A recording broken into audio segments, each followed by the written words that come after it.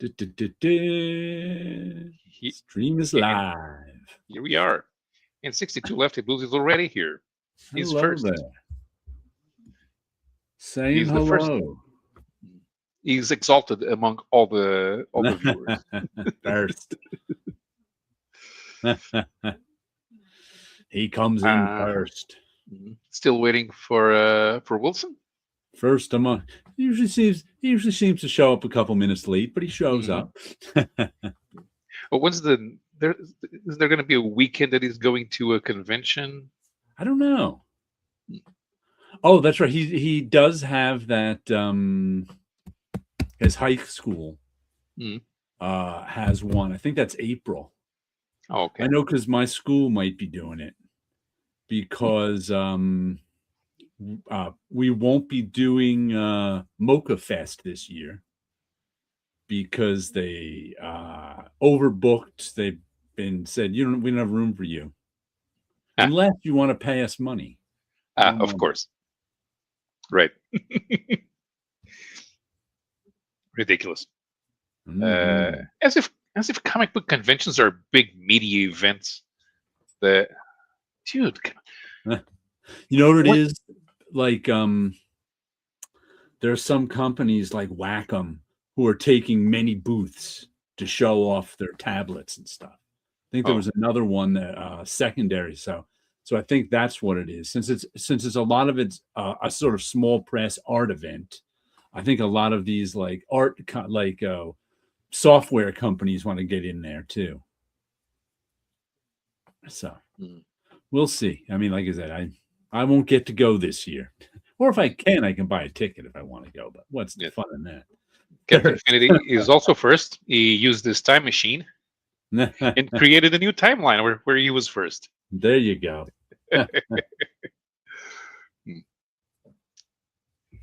So I decided to reply to Arlen Schumer about the.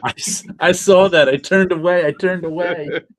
I was like, I can't read this. Well, you know what it is. He won because he stopped talking. Yep. He won't. I was like, I can't. Paolo, what are you doing? I can't see it.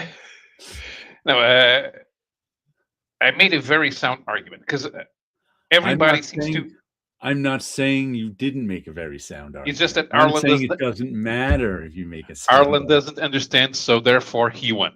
Yeah. Dolphin power. Dolphin energy. Woohoo!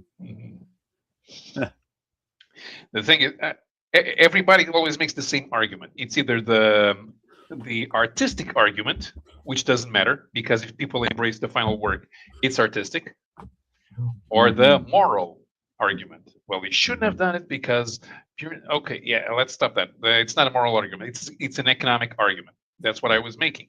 For those of us who don't know, we're talking about Roy Lichtenstein. And Arlen Schumer's defense of Roy Lichtenstein and Paolo's vicious attack. I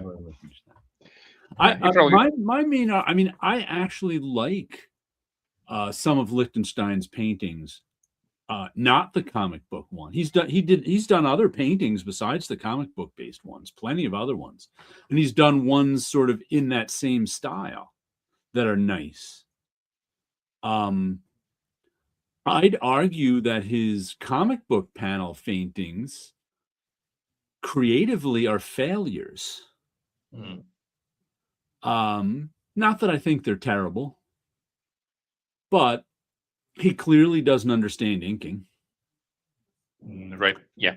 And his whole concept behind them, which was not just his concept, it was a concept of pop art in the 60s, was that you take sort of the anonymous commercial art sort of detritus,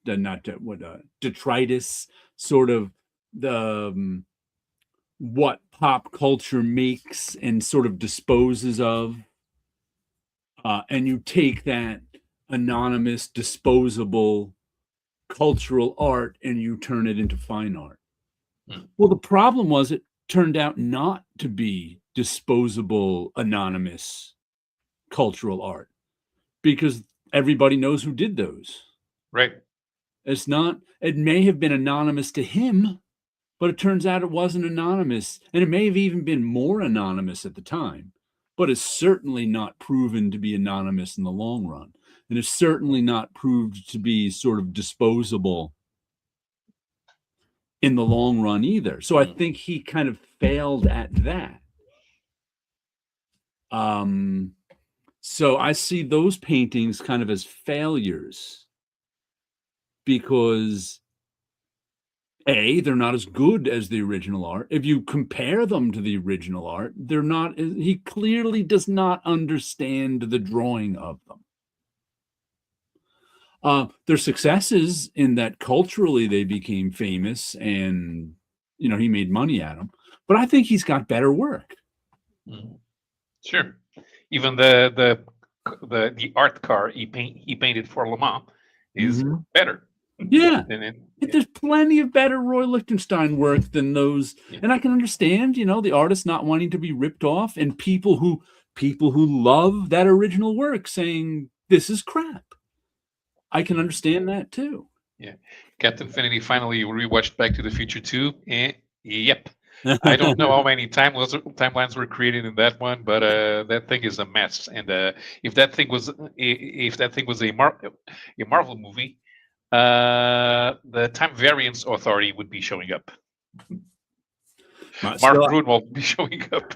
So I think my favorite time travel movie is Primer. I don't know that one. Also, some people call it Primer, but Primer is a book, Primer is a paint, but nobody knows that, and they call everything Primer. Like a book that tells you how to do something is a primer. But like I said, like Kamiko Primer is actually what it's supposed to be. Like I said, but nobody knows that, so it gets called Primer, and I guess it doesn't matter that it's like one of those things that I guess it is Primer because nobody knows it's supposed to be called Primer. But it's this movie. When did it come out? Early 2000s, and it's just one of these real low budget movies. Mainly two characters in it, and they are like venture capitalists. They work for like a venture capitalist kind of company that invests in things, and they're also inventors. So they're trying to invent something. I forget what it was they were trying to invent. A better refrigerant or whatever. So they formed this little inventors club they got. There's about 6 of them, and in their spare time after work, they're going try to invent this thing. 4 of them eventually drop out. 2 of them actually accidentally discover time travel, but it's a real weird sort of hardcore scientific type of time travel where they end up having to take this machine into like a hotel room, and they have to put themselves in this machine.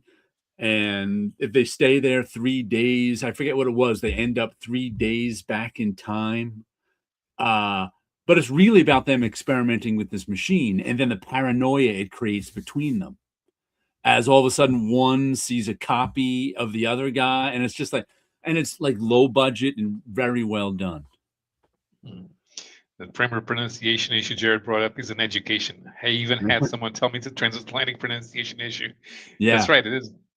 It's just one of those things no one knows. Yeah, it's a technical term, but people don't know what the technical term is for. Because everybody knows primer from the paint. That gets used all the time. And it's spelled the same. It basically needs a second M. Well, but you know what it is. People don't know how to pronounce Worcestershire sauce either. Yeah. I think primer and primer are both spelled the same. There's not even a double M. Yeah, right. It would be easy to Primer. So if it had a... I only know because of college. Because I went to college, and at SUNY Purchase where I went, they had a primer. They handed you Purchase primer. And in it, it explained to you how to pronounce it and what a primer was. Otherwise, I would probably not know. But yeah, it's a weird thing. It's like, is it really right if no one knows it? Yeah. Listen, I have a major issue with how popular the word adaptation is nowadays. Instead It's of not a, adaptation. yeah, Yes. it annoys me. I mean, that one annoys me too. I'm like, there's an extra, but now we're at the point where adaptation, people use it interchangeably with adaptation, and it's not Mhm. quite the same. But It's not even the same. I don't think people understand where the since people don't know what the etymology of the word adapt. They think they can just tag the shun directly on the T, but the extra syllable in there that makes it adaptation uh, is there because the original word, I think it might be Greek. I'm not sure that one's Greek or well, like Latin. an adaptation is like literary, and an adaptation is evolutionary kind of thing. It's like, but people also use them interchangeably, so it's like, Yeah. which one is which again? But I usually say adaptation when it comes to a movie or a book. That's where I go. Segway Segue is not pronounced siege. is segue. Segue, that's segue. It's Okay. segue. I'm so Because used to the company mm, that I don't think I think I've always pronounced that segue. Not that I've ever used it. I think that's a word right. I've only ever read. Yeah. I don't know if I've ever pronounced it out loud. Yeah, you're used to seeing certain words Yeah, in an intellectual context. People don't right. use it when talking. Yeah. Yeah. And if you use it when talking, you see it segway. Why wouldn't you? Yeah. Mhm. Exactly. What was the word? Oh, I'm trying to oh god, it was it's over there. It's a comic book. I'll think of it in a minute. I can't think of the word, I can't tell you. Patreon. Patreon. Yeah. Which you insist on pronouncing Patreon. Patreon, whichever. That's patron. It's a made up word. It's supposed to be Eh, Patron. patron. Exactly. So why wouldn't it be Patreon? That's like we still make fun of my Because friend it's Kevin for saying canon instead of it's canon instead of he's like, but doesn't it come from canonical? I'm like, right, that makes sense, but it's canon. no, it's canonical that comes from canon. Although Right. canonical is closer to the original etymological pronunciation canon canon would be pronounced canon in Greek. That's why I've never seen Primer. I can get into a 3-hour discussion about the That's a good movie. You don't even know it's about time travel till halfway through. pronunciation. Yeah, It's about a guy's figuring out inventions in their garage for the first half. yeah. This reminds me about 2 science fiction short stories that I've read. So they're not time travel, but Yeah. they are time viewing. So you can point Um, at the past and see it. They're 2 separate stories. I think they're from 2 separate writers, and I can't remember where I've read them because I don't even remember who wrote them, and I'm pretty sure that they are both in a writer-themed anthologies. So I should know the writer, but I don't. I've read it so many years ago that I forgot. I got a And message from Wilson that he's running late and he'll probably be here okay, in half an hour or okay, so. okay. Mm. And one was somebody had invented time viewing, but and some historian guy was always last in line for his own personal projects, and he decided to investigate what the problem was, and it turns out anything that was about the place that was running that technology was a hoax. The technology worked, but the farther back you watch, you only had static, so you could only watch for about a year back or something. and what everybody ended up doing. And the guy did like Prometheus and gave everybody the technology, so everyone could walk into the past. But everybody decided to view themselves in the past. Ah. So That I always had an idea for it. I guess it'd be not quite time travel, but time viewing Mhm. would be, as we know, light just scatters everywhere. If you could like build a ship way out in space and somehow gather the light from a certain period of time, you could see what was going on. I don't know if that would be possible, but in my science fiction world, that would be possible, where you could build a ship to you would have to go out far into space and gather the light that's left Earth and sort of reconstruct it all together and to see what was happening on Earth 100 years ago. Mhm. And you would have to move the ship around and Uh, refocus at parts in order to y- do that. But that would, yeah, the you know what I uh, also realized too? yeah. You know the Apple TV show Foundation? Foundation is based on the Isaac Asimov thing. Yeah. Yes, the Isaac Asimov. I finally got around to watching season 3 of it. I don't know if you've watched any of it. Nah. Season 3 I've really liked, but I always kind of I've never read the Isaac Asimov Foundation trilogy. This is the only thing I've seen of it, but it always struck me as funny, and it never made sense to me because in the plot, um, the plot is based on some guy, this scientist, came up with some type of math, some type of formula, where Mhm. according to his math, he figured out civilization was going to end in, I don't know, 600 years, whatever it was. Yeah. And there was no way to change it because of the math. Da, da, da. Now it's always like, that's not how math works. I mean, and that always just bothered me watching it until I recently saw something that I forgot,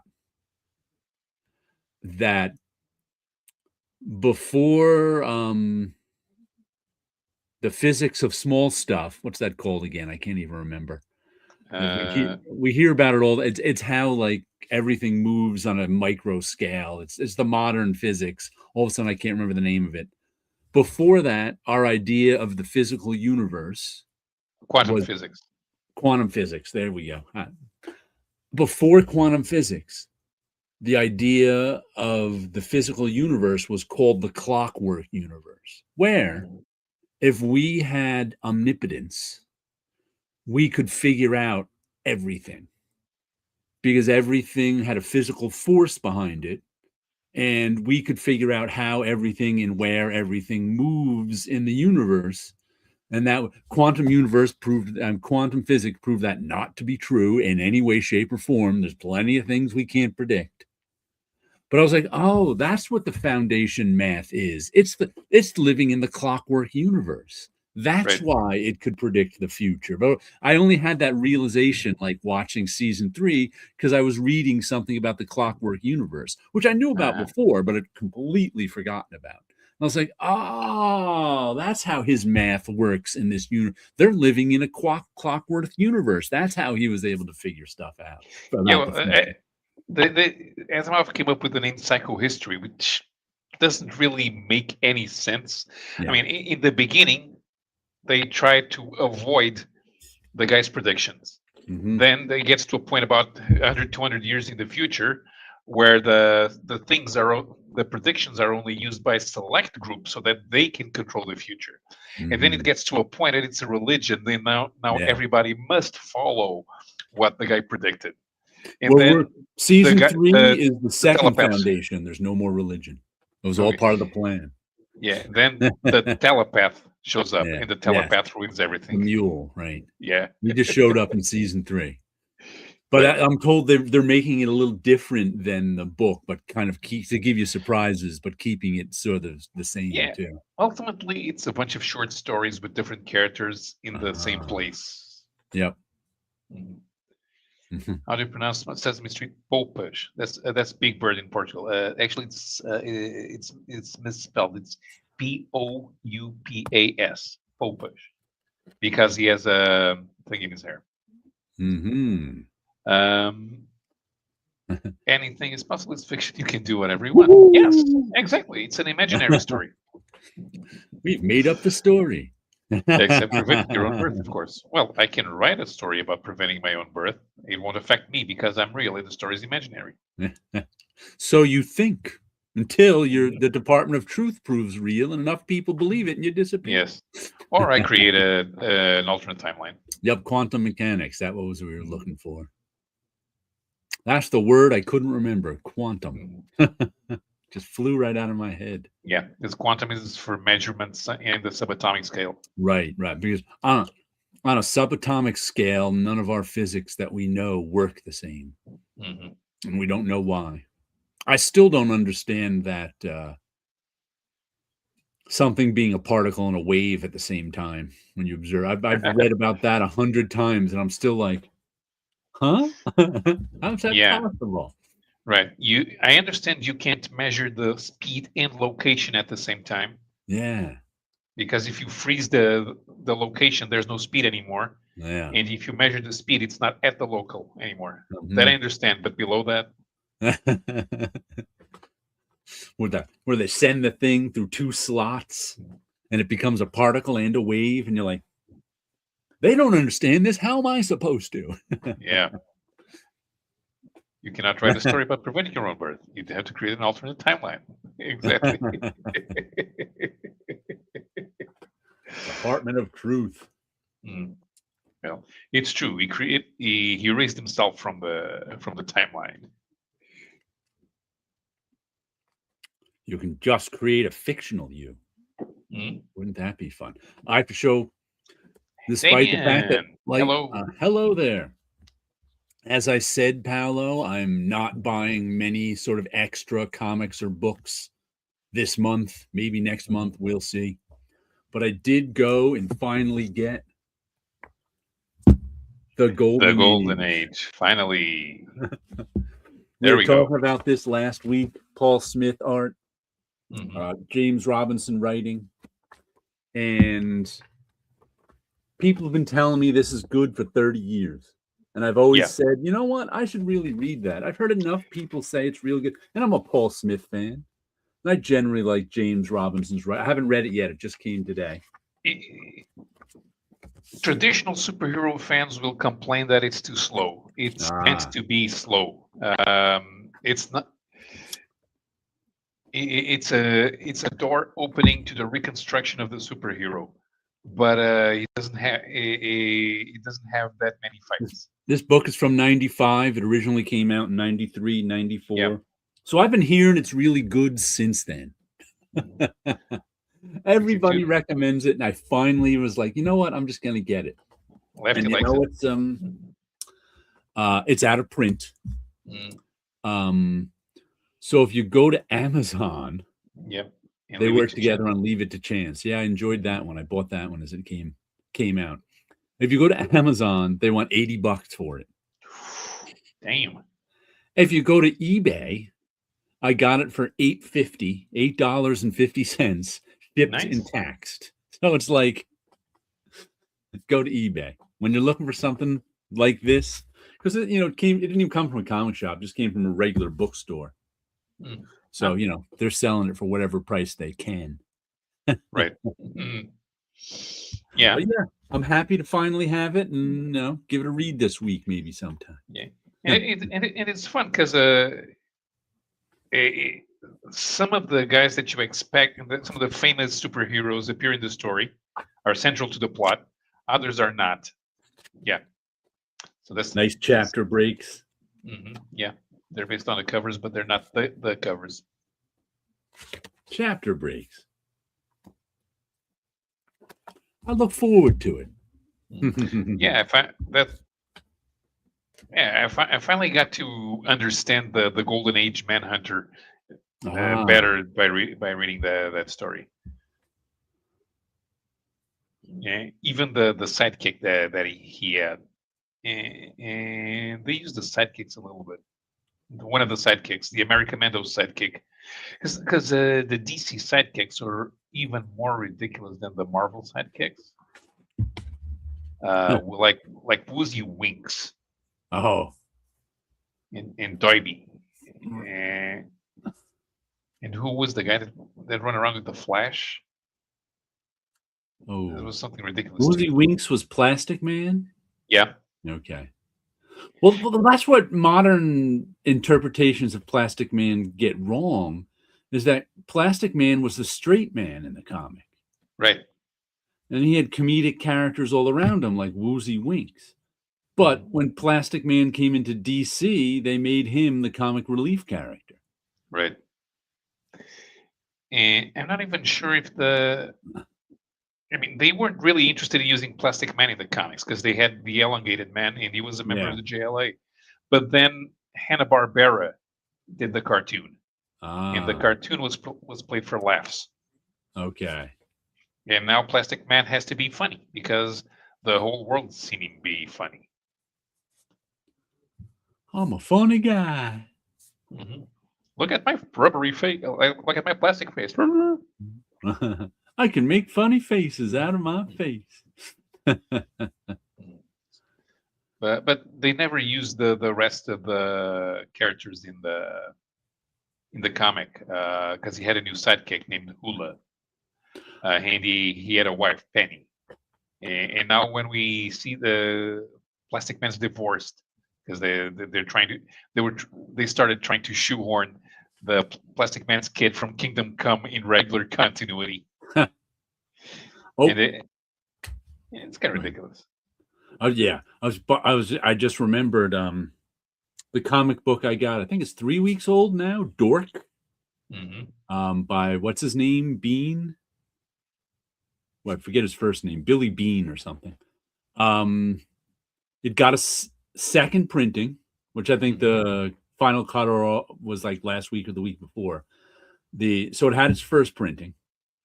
Its second printing is going to be 25,000 copies.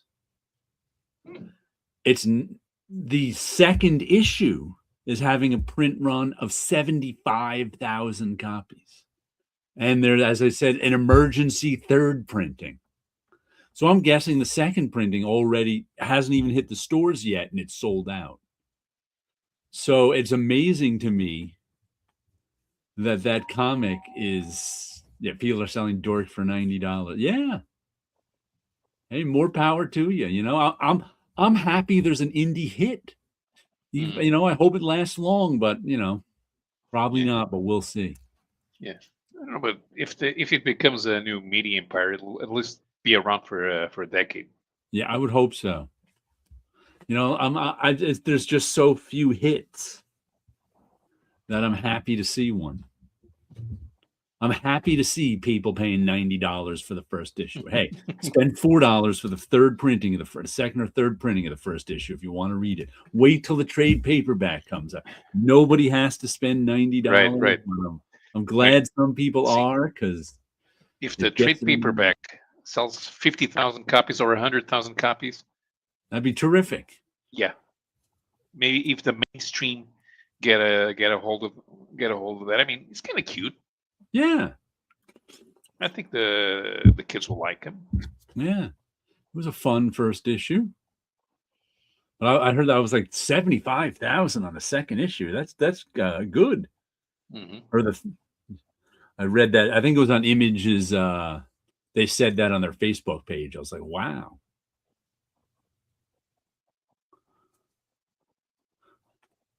Woozy Winks. Woozy Winks. Wowzy, wowzy, woo woo. That's Schlep Rock, I think, from the cartoon. The Flintstone Kids. I watched that one. Actually, my first contact with the Flintstones was the Flintstone Kids. Just as my first contact with Scooby-Doo was a pup named Scooby-Doo, which were the 80s kid versions. I am getting Dork number 2. I've got that on pre-order already. I haven't. Well, Dork number 3 final order cutoff hasn't hit, but I'll probably, depending on how much I like 2 or not, I'll probably order 3 no matter what. Because I think my conclusion was I'll stick around for a little while to see if it's see if I enjoy. Because I kind of enjoyed the first issue. Like I said, my comp to it is the same as everybody else's, Bone. And I didn't jump on Bone till way late. And I'm like, you know what? Would I have liked Bone on the first issue? I don't know. I may have said this is for kids. It's not. And if you're used to reading It's not European really. comics, Yeah. if you're used to reading European comics, you would have understood Bone from issue number 1. Yeah. And you would have stayed. Because when I mention if you're used to reading European comics, I don't mean Mobius. I mean Spirou and Lucky Luke. And like, I may have understood it at the time and stuck with it, but like I said, I was late to it, so who knows? There have been comics I was, dismissed and then went back to. So. Well, you can always wait for the trade. Yeah. I'm going to start buying this from the trade. I've done that only for a few things. Like Invincible, I started buying the hardcovers from because there was one a year, and I borrowed the first, I don't know how many issues, 6 or 8, and I was like, you know what, and then they came out with that first hardcover, and I was like, you know what, I like this. Now I wish I'd bought all the issues. They would have been worth a lot of money. Well, if you think you're going to reread the thing in a few years, you should get the trades. Well, I'm okay with rereading the comics. And as I said, I think last week or the week before, I was really getting because when I had that cold 2 weekends ago, I read 4 or 5 hardcover or trades, and my thumbs were hurting from reading them because they were all glued bindings. I was having a trouble keeping them open because the bindings were so tight on them. And I was just like, oh my God, I'm tired of hardcovers right now. So I would really prefer nice bindings on them, but not everything is like that. The publishers don't agree with me. For the sake of a positive, I recommend Time Crimes, although I haven't actually seen it, but the detailed review suggests it's a perfectly self-logical time travel movie. Time Crimes. Right. Is that a new one? I don't know if I think I've seen a trailer for it, but I'm not 100% sure. It's from 2007. Okay, so it's an older one. I can't remember if I've seen it or not. I may have even seen it because I've watched a lot of time travel and especially time loop movies. Oh, this is not a. This is a Spanish production, or Mexican. Time Crimes is usually on Tubi for free. Okay. Yeah, this is a. Right, because this is not an English language movie. Yeah, it's from Spain. They actually got some interesting stuff in Spain every once in a while, but is that the one that takes place on like in a cult in the woods of Europe somewhere? No. What one is that? There's one and it's about somebody going back to the cult when they're an adult, and there's like time travel involved somehow. It was a weird one, and I think they made a sequel to it. I can't remember the name of it. That's Midsummer. Okay. Is that it? I can't remember. I'd have to check. The characters are trying to change things, but the writer realizes it's a closed loop and nothing can be changed. Okay. Glued binding makes them fake hardcovers. Yeah. I got to agree with you there. Yes. They're supposed to be sewn. And another word that if you don't know that you expect to be written in another way. Sewn. SEWN? Yes. Okay. Just making sure. That's how I expect it to be written. Maybe because I've seen it all my life. Right. But I can see how you could expect an extra syllable in there. An I or an EN. Sewn, not sewn. Well, the first time I saw it was when I was still in language school. This is pronounced soon, but it's not. Sewn, SONE. There we go. Sewn. The Sewn, the book. I think I'm wearing some of my students out with comics. They're like, I think I have enough. right?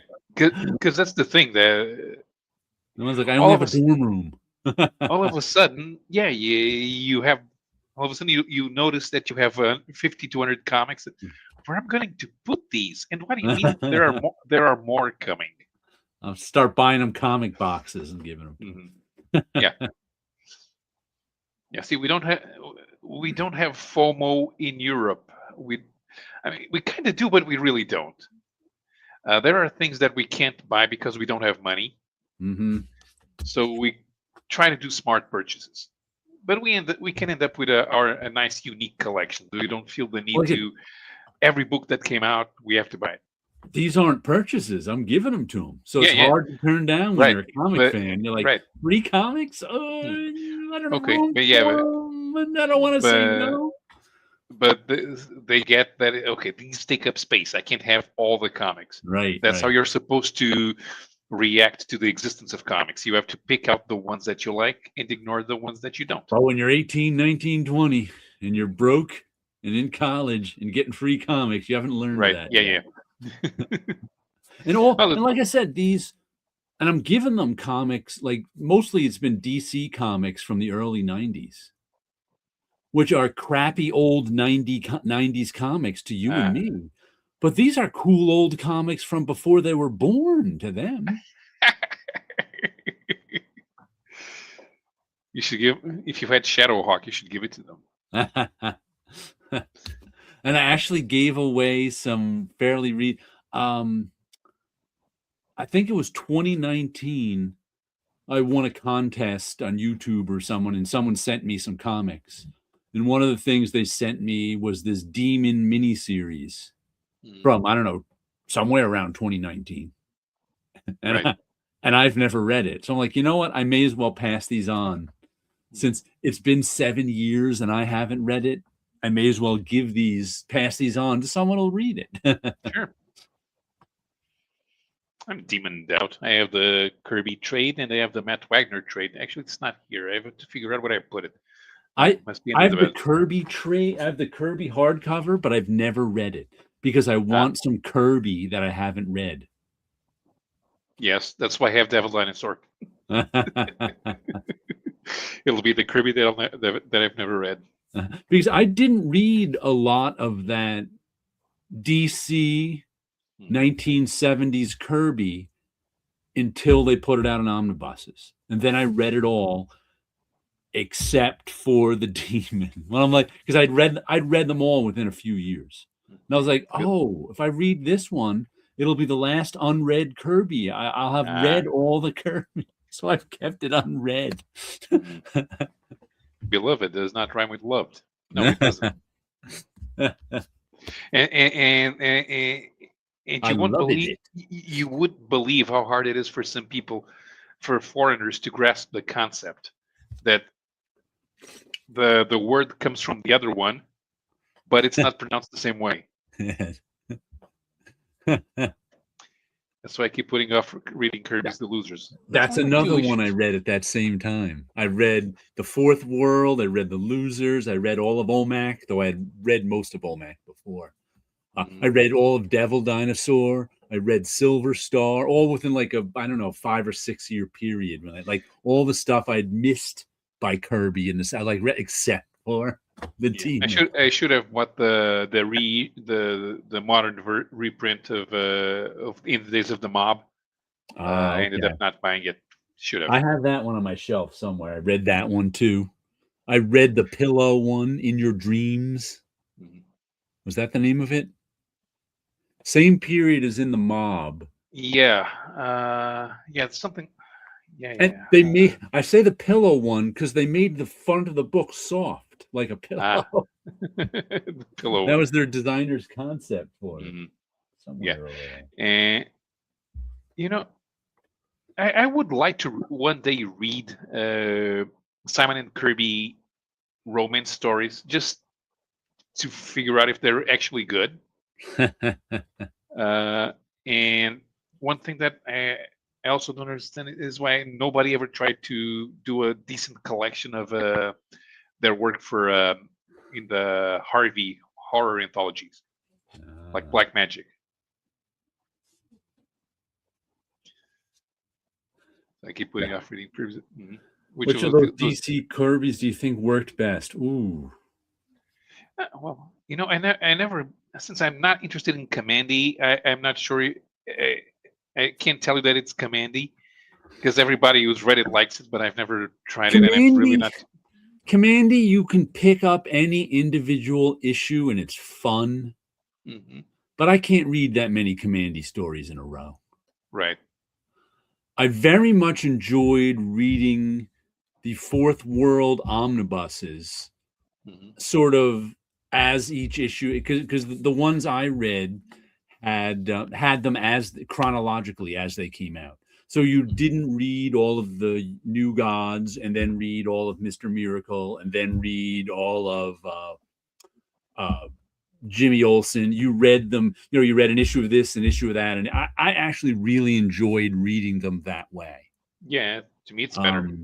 Yeah, but I have to say, I really liked Silver Star. Mhm. Captain Victory might be my favorite Kirby, but out of all that DC stuff, maybe Omac. Oh, there, Sleepy just said Omac too. I think Omac might, and I just love saying one man army corps. I don't know why. One man army corps, shaking my fist and saying one man army corps is one of my favorite things to do. As Biopic does not rhyme with myopic.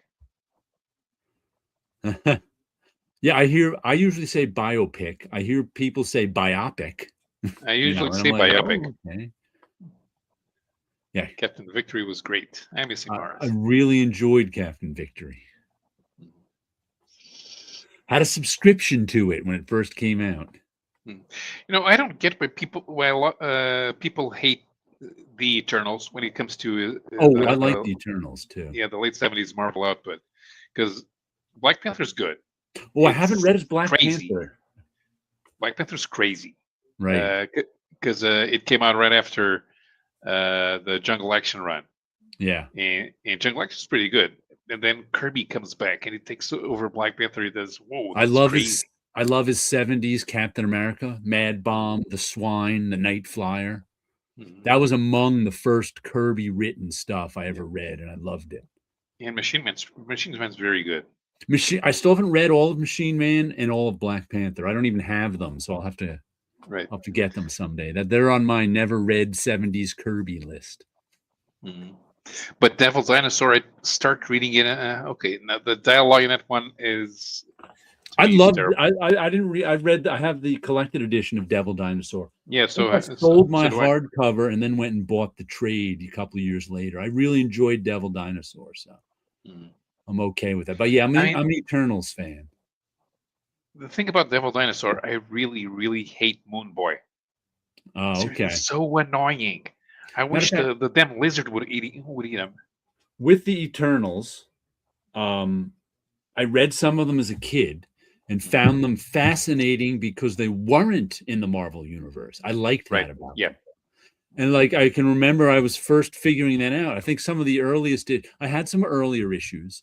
Then I think I bought the cosmic powered Hulk stuff off of the stands. And I was just like, oh, this is because I was a Hulk fan. I was like, oh, Hulk. And I was like, oh, this isn't the Hulk. This is a different world than the Hulk. Interesting. And so I had maybe half of the Eternals in most of them, maybe half to 3/4, I'd say, not all of it. And then sometime in the aughts, the Eternals omnibus was one of the first omnibuses to come out. I forget what year it came out, but it was one of the first. And it was long before the movie. And I was looking for maybe a year. And it was expensive, of course, because it was an omnibus. It was before omnibuses went on discount all the time. And it was, since it was the first one, it was like, $100, and it maybe dropped down to 80, but then it went out of print and shot up in price. And then it was like, I don't want to spend $80 on an omnibus. I wonder how much it is. I wonder how much the issues are on eBay. And at that time, the issues were dirt cheap. So I got a complete mint set of the Eternals for $20 on eBay. And then I read them, all the original issues. That was the first time I read all of the Eternals, and I really enjoyed them. Right. A few years ago, I bought the Eternal Saga trade paperbacks with Okay. Thor, and they shouldn't call it the Eternal Saga because uh, Roy Thomas took over the book for a while, and they decided, okay, we're going to stop with this Kirby nonsense because I'm Roy Thomas and I hate Kirby, Yes. and we're going to adapt Richard Wagner operas Mm-hmm. just because. I mean, Yep.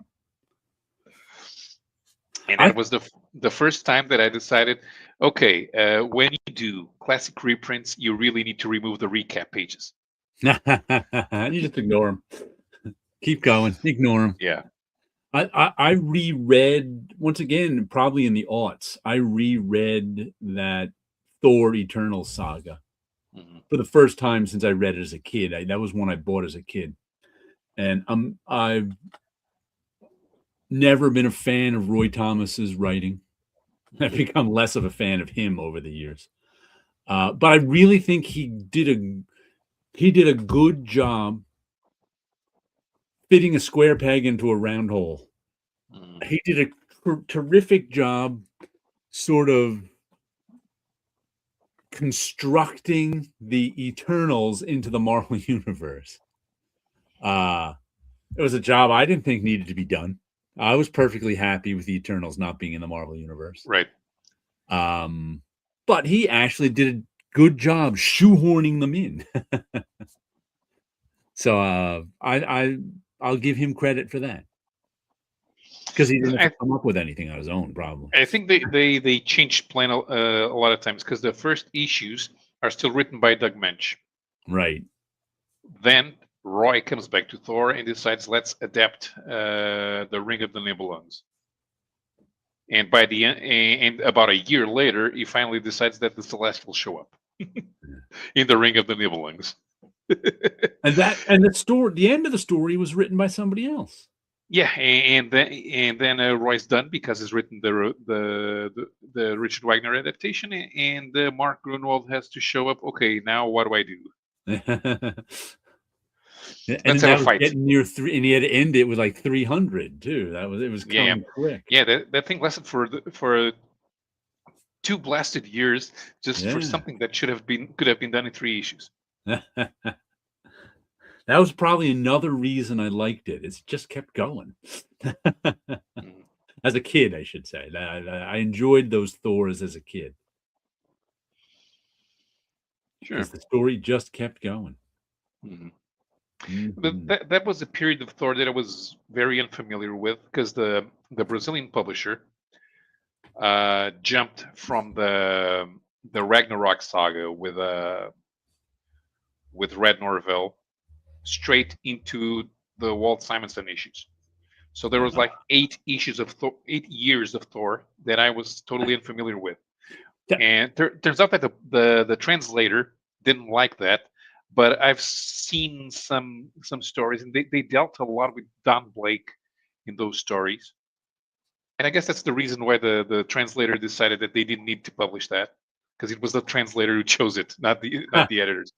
The editors from the publisher, they got everything selected by the translator. Okay, here's what you need to publish. Okay, and since Walter got rid of Don Blake, what's the point of spending a couple of years showing people how good Don Blake is? Mhm. Oh, and by the way, I had so much stuff to show last week, but I forgot to show the last issue Ah, of Eclipse magazine, which I read. I think I'm going to switch over to Eclipse Monthly now because some of the stories continuing. hmm But here we go. By the way, I hate these 1 mil Mylar bags.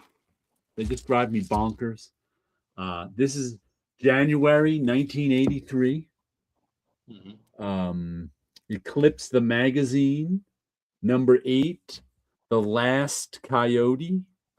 The conclusion of the Coyote story. That's our cover. I think this is by Marshall Rogers, this cover. Not a particularly good painter. And in it we have cover by Marshall Rogers, colored by Lynn Varley. Look at that. Another episode of The Masked Man by B.C. Boyer. Mr. Walk Down the Street by Larry Rippey. That's a one-pager. Mackie Goes Native by Jim Borges or Bourgeois, Geois. I'm not sure how to say that one. Ragamuffins, McGregor and Colin. Dope, some more Trina Robbins. And I Am Coyote ends by Steve Englehart and Marshall Rogers. And there's a, who is that? George Pratt frontispiece. The B.C. Boyer Masked Man was pretty good. Just about him taking on a criminal mastermind in a fist fight. And he I think he kind of ends up winning. And then here, I don't remember this B.C. Boyer series. The Incredible Seven, starting in Saber #4. So I guess it was a backup in Saber. Yeah, well, Eclipse had a lot of stuff that was just in the backups. I don't remember that at all. Here's the one-pager. Just like a one-page sort of underground. And then this one was weird. Oh, this is the one, just sort of this stippling underground style about this alligator guy living his life. And everybody going, "You're an alligator, dude. What's going on?" And then he starts to market himself as alligator dude because he's an alligator. So that was a weird little story. Right. And it goes on for a good 8 pages. Then they finally figured out how to print Gene Colan's pencils a little better. So Ragamuffins looks pretty good. And Ragamuffins always has like it flashes back to the 50s when they're little kids, and then flashes forward to end the story to them in the 60s, usually, the little kids. And it shows you how they kind of ended up because of this story. And then we've got, what's next? Trina Robbins' Dope, which I've been enjoying thoroughly.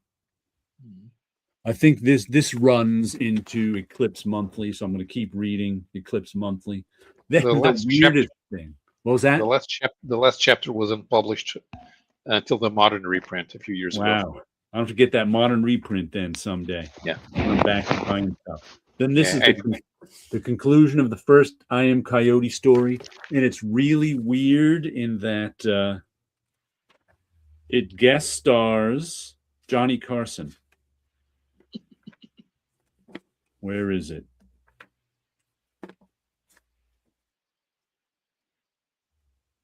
He ends up on the Johnny Carson show, which doesn't say it's Johnny Carson. But it's Johnny Carson. But it's Johnny Carson. So his final battle with his girlfriend enemy ends up on the Johnny Carson show. Or was she helping him at this point? I don't remember. Great ratings. Grr, arg.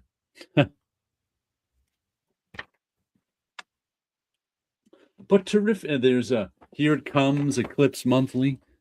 So in Eclipse Monthly, we get some Ditko Static, we get The Masked Man, we get Dope, we get Captain Quick and a Foozle, all color, Baxter paper, 48 pages. I don't think it stayed in that format, its whole 8 or 12 issues, whatever it ran. And I really appreciated these little bios in the back of the characters. So I got to say, it has been a blast rereading these Eclipse magazines for the first time since 81 to 83. Now I'm going to read Eclipse Monthly, which succeeded it. Succeeded it? Yeah. That's the word. In the middle of showing the magazine, Wilson came in. Hello there, Wilson. How you doing? Hello. I'm good. How are you guys doing? Doing all right.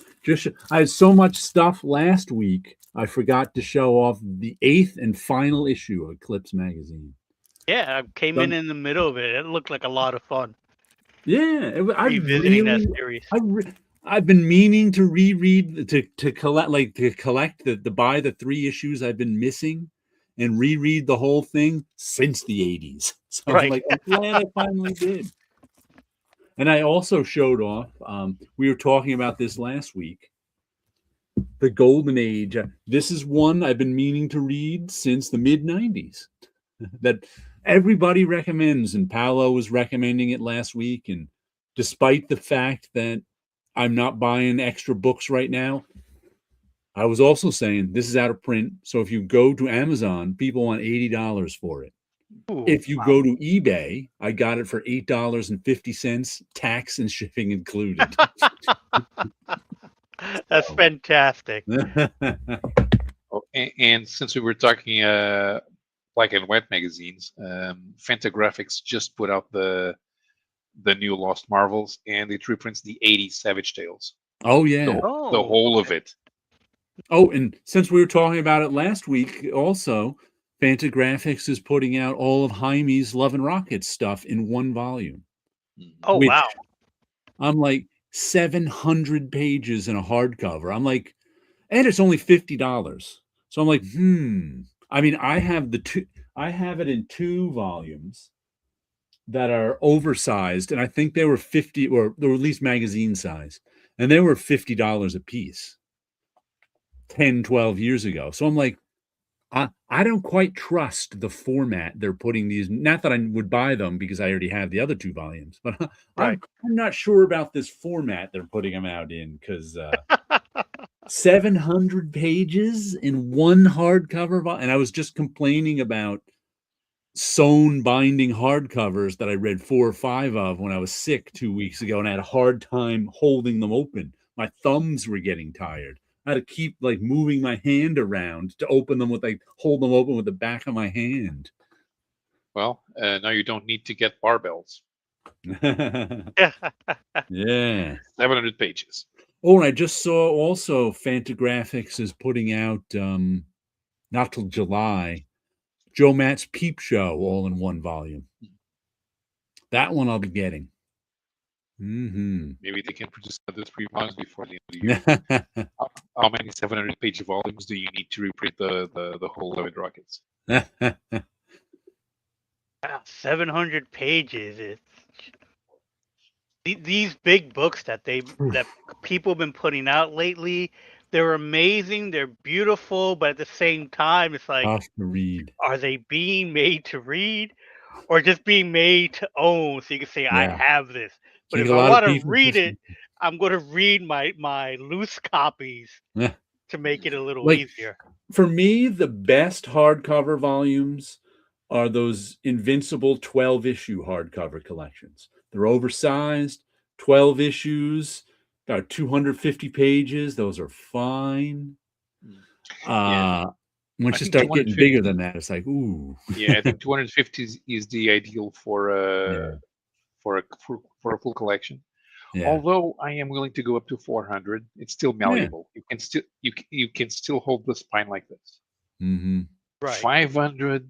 Okay, let me pick up the essentials or the showcase presents. So Warlord, the Warlord's not too thick because this is newsprint. Yeah. But it's still 600 pages. Right. But if Those this were, was in regular I think, paper, I forgive those ones their sins because they were made to be cheap and full of stuff. Sure. That was the point of them. So Right. I don't hold those to the same standard as a Right. $60 Yeah, hardcover or but whatever. it's right at the cusp of becoming unwieldy. Yeah. And Right. with regular paper, you can't hold it in your hand. Yeah, I think it was those not monstrous by the monstrous team that I was reading last week. All of a sudden I forget the name of the books.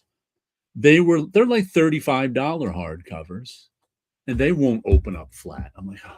I mean, they're probably 250 pages or something. But come on, make them open up. I want to read them. There were a couple of the ones I was reading. So. Wilson, did you pick up any comics this week? As a matter of fact, I picked up comics today. I hemmed and hawed because it was raining, And it's like, do I want to go out? And so it was kind of like once I decided to go, I went. I went later in the day, so meaning I came home later. So uh, it's a different crowd of people in the city when it's later in the day. But I Yeah. did pick up last week's books and this week's books and a couple of books off the shelves. And sometimes it's not even the trip. The trip is fine. It's leaving the house. Yes, Like getting that trip it's started. it's the start of the trip. Once I'm on the train, I'm completely fine. Yeah. The Once I walk leave from that front door or whatever, I'm like, yeah, yeah, okay, all right. I'm getting to go to the comic. I'm going on a trip. Ah, exactly. Then I get excited, but before that, it's like, oh, going oh, outside. I got to Uh, drag myself out into the weather. no particular order, but I'll grab the books that are open because all the rest of them are in their sleeves. So these are books that I picked up off the shelf. So we have The Last Starship, IDW. Star Trek. Yep. So it's a Star Trek book that takes place um, right after an event called the Burn. So the dilithium crystals that are connected to subspace, they all fractured at the same time, and any ship that was on exploded. And so Starfleet lost 90% of the of their fleet. And then they're calling it the last starship because they literally took pieces of starships to make a working one to attempt to find out what's going on. And that's about it. All I can tell you because I have not read this issue. I had read the first issue recently to get an idea what was going on, and pretty much what I told you is basically what they were doing. They were in the middle of peace talks with the Gorn, which would have technically made peace in the galaxy when that happened, and um, then the wackiness ensues. Next books that I picked up off the shelf is Battle Nexus issue 4 and 5. Battle Nexus. So this is a multi-universe story where the Ninja Turtles Ah, are running into other versions of themselves. okay. And unfortunately, the only issue I read, funny enough, was the 5th issue that ends everything. So it's like So you because read the last issue I before all the read the others. last issue. I was like, I'm on the train. I think I have enough time to read. Let me just grab something. And the one that I happen to grab ends up being the last issue. So Well, now you can see what comes before. so I should have no anxiety in reading the rest of the books. There were some fun stuff in it, only in the sense they're talking about the different universes that they were using. And one of the things that was a lot of fun was they talk about a universe that's full of just bebops and rock steadies, and it also cites where the original story comes from. So it was kind of a nice little joke within the series. This is a legit alternate universe of infinite rock steadies and bebops. That Salvente, I think that's the villain, discovers all the way back in Bebop and Rocksteady, destroys everything zone. Sorry, destroys everything 2016. So they found a book that had a universe full of bebops and rocksteadies, and they credited that as part of the universe. And so I thought that was a fun little thing that it says Andy. I'm going to guess that's the editor or the writer. Let's see who they have as Andy edited. Okay, so Andy is one of the editors on there. So it was nice. It was a nice little thing that I wasn't aware of, but it was pretty neat with characters. And then there are characters that I've recognized, like this woman that has timepieces all over her. She's an apprentice to a time master, and I recall seeing her in early Turtle stuff years ago.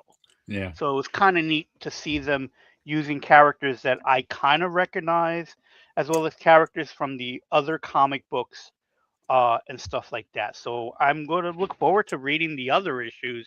So I have to double check to make sure I have all the issues because I may be missing issue 2. But so I picked Uh-huh. these up, and it was a good read.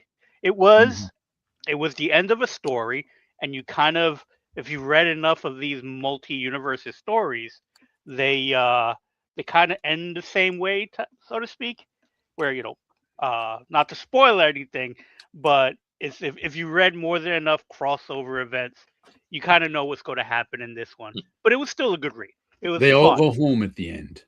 Yes. Yes. That's basically it. That there's always everyone going home, and the bad guys get their comeuppance, and there's some new characters I never knew about. So it was a pretty cool story. They even have like a Mixoplex type of a character,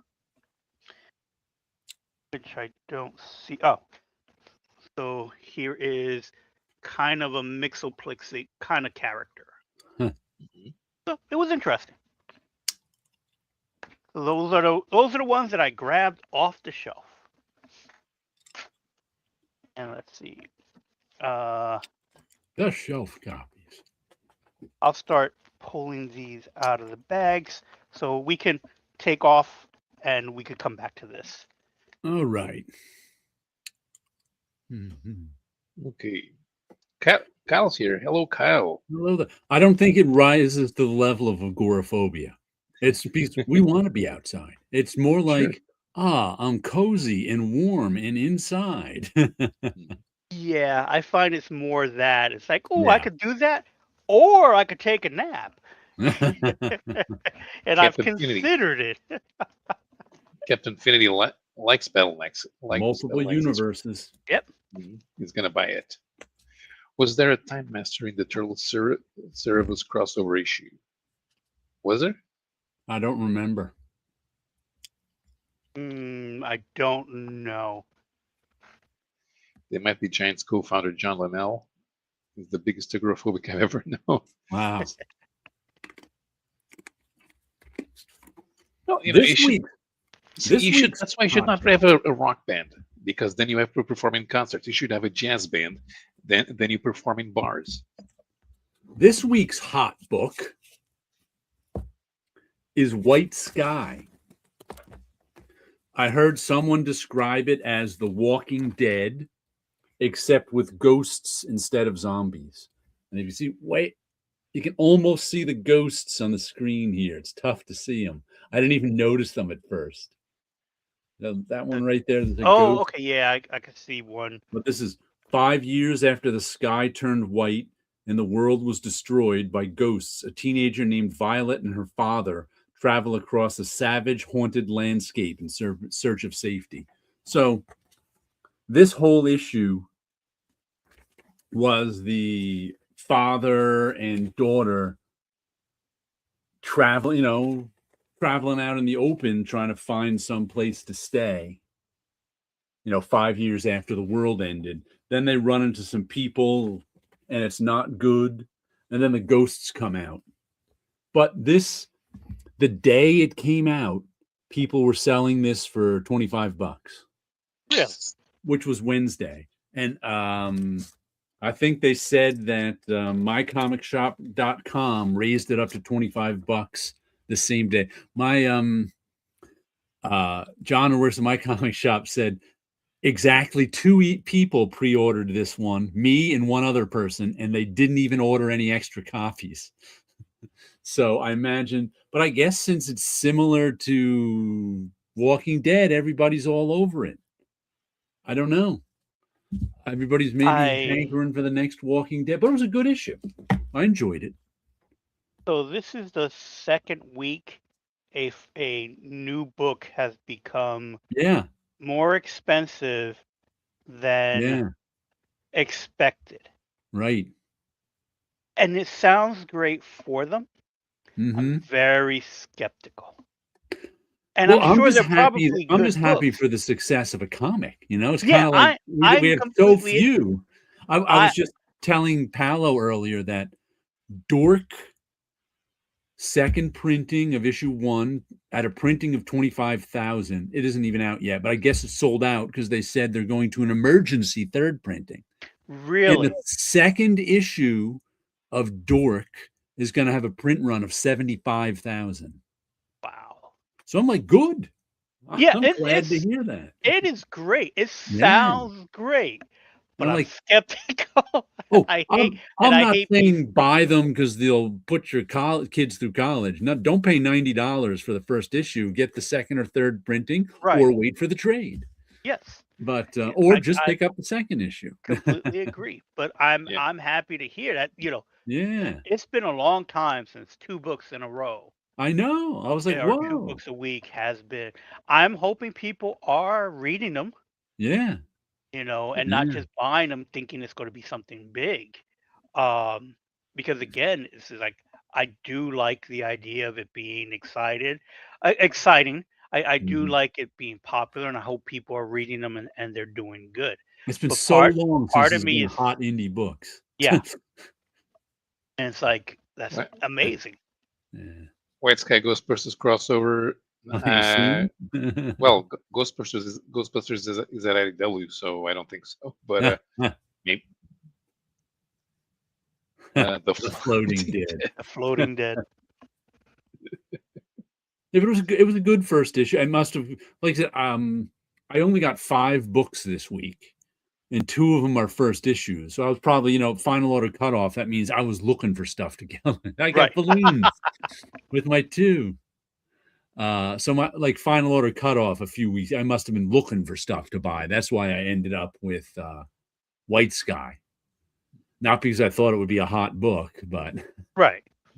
because it caught my eye. The art was nice in it, and probably the description was okay. Okay. That's good. Well, the Fixer Night for the long-awaited follow-up, White Skies at Night. White Skies at Night. Whoa. My beautiful singing. Are you gonna buy the new Concrete? Oh yes, definitely. I saw a headline about it today, but I didn't get to read it. So it's Scott all new Connor sent me a material? message. Oh, okay.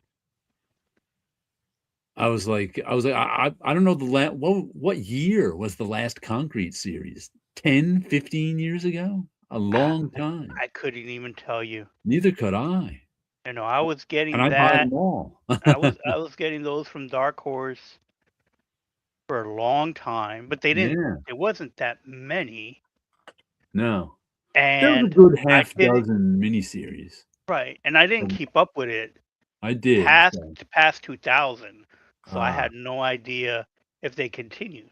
I There's have a that couple gap of when I just things stopped buying comics altogether. I think there was a couple of 21st century things, but I don't remember exactly what. But if Paul Chadwick put out a miniseries, I usually got. I mean, he did, what was that? The World Below series for a little while, and he had another one too. So he had stuff other than Concrete in the 2000s. Yeah, there was a one shot in 2012. That Yeah. may be the last one. Yeah. That may have also been like a collection of stuff from the latest Dark Horse Presents, because I think there may have been some Concrete in like volume 2 or 3 of Dark Horse Presents. So they then put out in a one shot. The one shot's called 3 Uneasy Pieces. So it probably is a series of short stories. Yeah. So it must have been in DHP, one of the volumes. But that's not much. And it's not even in a trade. No, because there wasn't enough to put it in a trade. It was just one issue, which was probably already in something else. Originally presented in.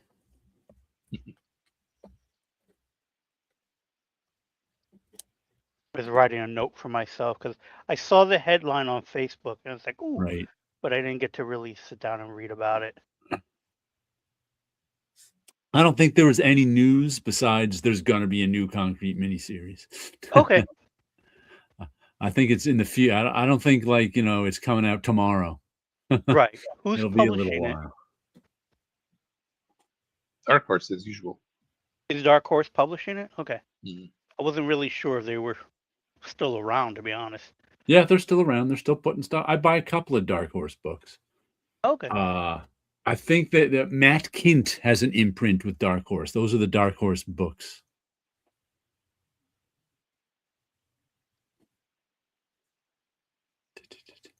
Yeah, those are DHP. That one shot, it's DHP stories. Oh, yeah. And that's it. This was the last one. Very cool. Dark Horse Concrete Blonde. Now, here's a question about Concrete Blonde. I first read that name in a book, maybe 20, 25 years ago. Then around the same time, I saw there were a band. And it was like all at once, I all of a sudden saw the term Concrete Blonde. And I'm like, where did that come from? Was it the book first? Was it the band first? Was it was it a saying? Because I never heard Concrete Blonde, I think, the name in like the 90s. But I think there was a popular book that I read by that name, maybe in the early 2000s. And I don't know when the band started, but I'm like, when did that become a term? That I could not tell you. I'm not sure. But I distinctly remember reading the book. It was like a book about a young woman. Not a genre book.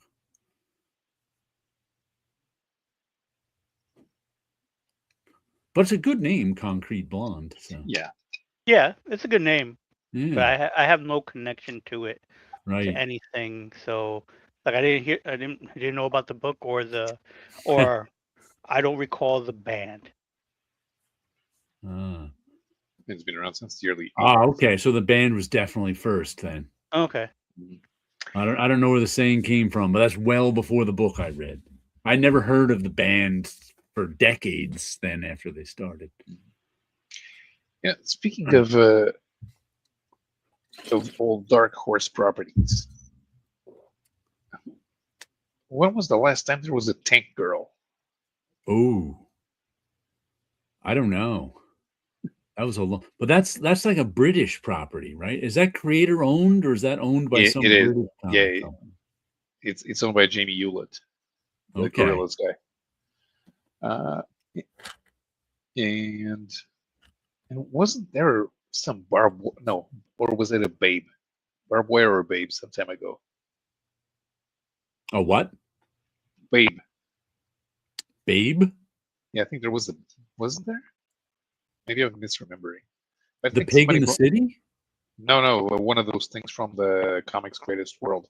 Oh, okay. I don't know. Greatest World. There was a Barbed Wire, but I don't know if that was part of that. Okay. That could have been. That very well could have been. So there was a Barbed Wire. Yeah, there was a Barbed Wire. Yes, there was. They eventually made a movie with Pamela Anderson. Oh, this is from 2015. If they did one in 2015, I was not aware of it.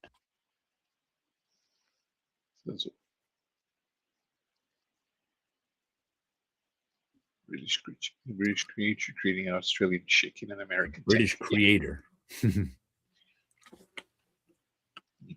Tank girls are easy.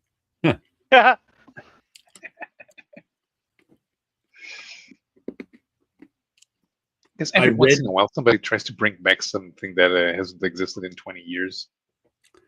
I read a trade paperback loaned to me by one of my students this week. Something I always meant to check out. I may have read one issue of it in the 90s, but it's Johnny the Homicidal Maniac.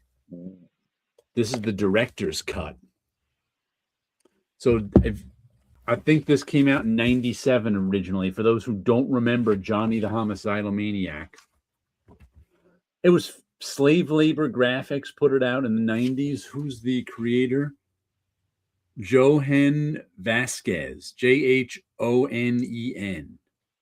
Maybe it was also the same creator for Invader Zim. Yeah, same creator as Invader Zim. I did not realize that. He's been working in animation all these years after doing Johnny the Homicidal Maniac. And this is real. I think my student said she first read this in like junior high. I was like, whoa, because it's real sort of 90s edgelord comics about a homicidal maniac. And it's played for laughs. And the beginning of it was so 90s and hard to read that lettering sometimes, and overwritten. And it's this homicidal maniac waxing poetic of why he's got to kill people. But then it got more interesting after the first couple issues, because the first couple issues was just Johnny the homicidal maniac waxing poetic about matter of fact, I showed this off on my pull list video this week, and somebody started talking to me about it and was like, and he said he loved it when he was 20. It got him into comics that weren't superhero comics. But then when he read it when he was 40, he had less patience for it. Because he said he had less patience for Johnny's ranting about why he's killing. And I could see that. Because I skipped over a lot of the dialogue in the first, because it's just him kind of justifying. He's kidnapping people, keeping them alive in his dungeon apartment, and murdering them slowly, and sometimes talking to them. They talk back and forth. And the reason he's doing it is because he's painting one of his walls red, but he doesn't like the color of the blood when it dries. So he needs fresh blood all the time. So it's that kind of, and like I said, it's dark, but it's played for laughs. And it's got, but then he also gets suicidal. So it's Johnny the homicidal maniac, but occasionally we get stories for Johnny the homicidal maniac.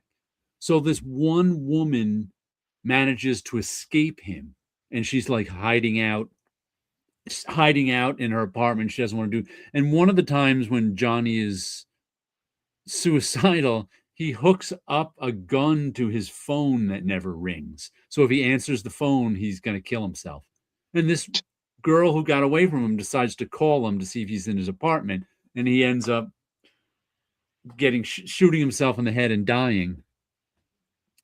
And then we get, after he dies, we get the story, an issue of two people who are trapped trying to escape his weird apartment because he's dead, and some sort of Cthulhu monster is coming after them. Yeah.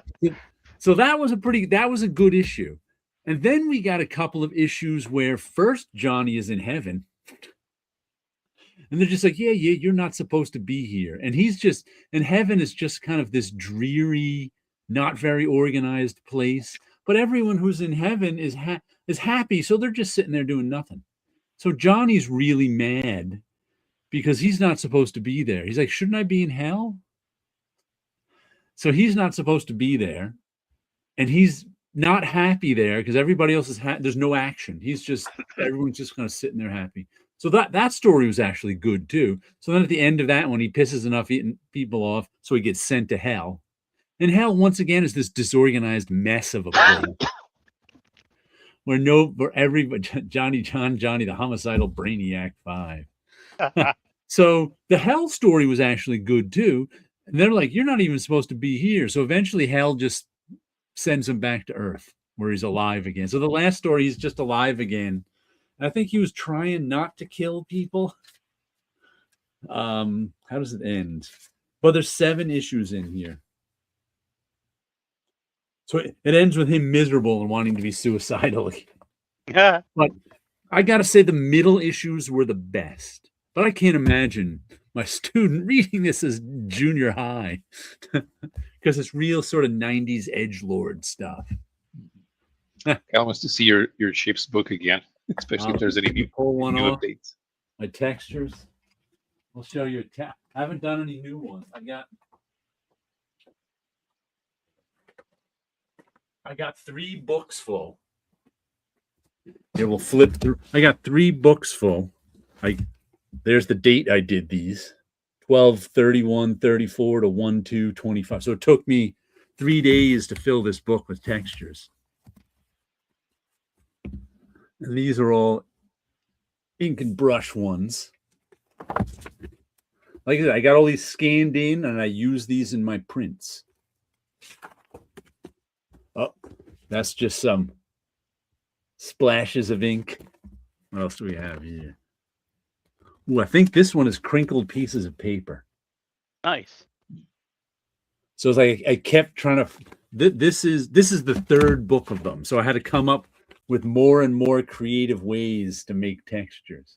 That's pretty I good. use Almost my looks like brushes cave and- paintings. Yeah. These are spirals with a calligraphy brush, a big calligraphy brush that I smooshed out. There's some big bold ones, probably with the same calligraphy brush.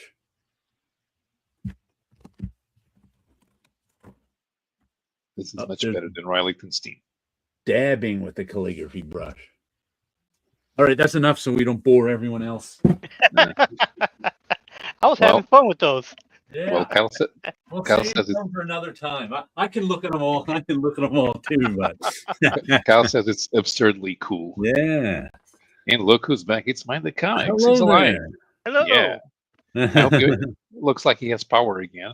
Oh, I check whenever I'm drawing a suit now. I check to make sure I've got the buttons the right. I was just doing that for something. I'm like, oh, I got to make sure I got these buttons the right way. because his area was the most affected by the Storms. by the storms we had. So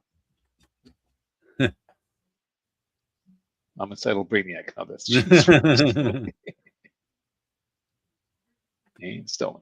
Johnny the and Stone. Johnny the homicidal brainiac.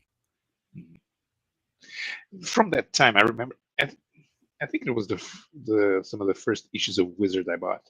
I was going through the price guide, finding out about comics that I never heard of because I didn't read comics in English yet. But I saw Johnny the Homicidal, but there was something with a similar name that I was kind of interested in trying. Was Scud the Disposable Assassin? Right. Yeah. Which I totally beat myself up because I had the opportunity to order it and I didn't. That was the one. I've never read that one, but I've read about it. That was the idea behind that one. Was like in the world, you could go to like a vending machine and get an assassin. Yes. I don't know what stories they made with it, but that was sort of the idea behind it. Yeah, they did a massive trade paperback with all of the stories, and I saw that in previews. Man, I want this, but then I prioritized something else, and then I missed out because those things don't come back. Here's something weird that I ended up thinking about this week. The Director's Cut is cheap and fantastic. Yeah. Here's something weird I was just thinking about this week because I was making a list of comics I wanted to fill in issues I was missing of, like Ms. Tree, Hep Cats, and Hilly Rose. But this is one back in 1997. People used to do video. 1997, 2017. I know what years I'm talking about. People used to do video, like real comic book collectors used to do videos like in December of what comics, like aspirational, like what comics they wanted to get that year. Like, Hulk 180. You wanted to get, whatever you want, Fantastic Four, number 49, whatever comics you aspired to. But like I said, that wasn't for readers like me. That was for people who actually bought back issues. But and 2017 was probably the end of that. Like I had a few people on my my YouTube subscriptions who used to make those videos every year, but I never made one. Till 2017, I decided to make one just for the heck of it. And I put down, I think it was 10, but I ended up adding more over the years. And I think I finally almost got everything on the list now. Because it was stuff like Delphine 3 and 4, which is Richard Sala. I still haven't gotten 4. It's impossible to find even online. Those are the issues of Bone I was missing. I got those a couple years ago. I was missing the first 2 issues of Palookaville. I got those, I think, 2 years ago. Mage, I had the collected editions of, but I wanted to get those original issues. I got those like 3-4 years ago. That's Strangers in Paradise. I finally finished collecting the issues I was missing there a few years ago. Birthright, I had the trade paperback of 1-4. And these cross-gen series, I always want, those are the cross-gen series I never read. And Mystic and Sigil got the omnibuses the last few years, so I got those. Marvel Team Up 68 was a random favorite Marvel Team Up issue that I wanted a mint condition of. The one I've still never gotten is Wonder Woman 108, which just has a nice cover. And Frontline Combat is one of my favorite EC covers. I got a reprint of it. And Shade the Changing Man's, I've got the original issues of since I've read. And Uber, at this time I didn't even have volume 1 of Uber, so I got that years ago. And for some reason I was missing Rex Mundi volume 2, number 3. I went and got that. So I'm like, wow, I almost filled out this whole list. I'm like, and I haven't looked at this list in like, I don't know, a year at least. So I was like, wow, look at that. It's almost all filled in, 7 years later. Pardon me, 9 years later. MK Ultra developed a disposable system. Yeah. Have an old mystery print signed by Beatty and Collins. Nice. Ah, nice. Ms. Tree's thrilling detective adventures. Mm-hmm. We should probably see more in ads in Eclipse Monthly. Like I said, I think I stopped. Ms. Tree only went to 50 in its original one. For some reason, I stopped at 39 and then bought 50. I guess I was bored with it. I don't know. So I might get 40 through 49. They're like $3 a piece, or if you can find them. I don't think all of them are even on mycomicshop.com, because probably no one was buying those later issues. If I wasn't buying them, certainly no one was buying them. How much mystery is there? There's the 50 issues that originally came out. And then DC put out at least a dozen issues of like Ms. Tree Quarterly, which had like one Ms. Tree story and a bunch of other stuff. And I only had a couple issues of that. I don't know if I don't think I ever got much of that stuff.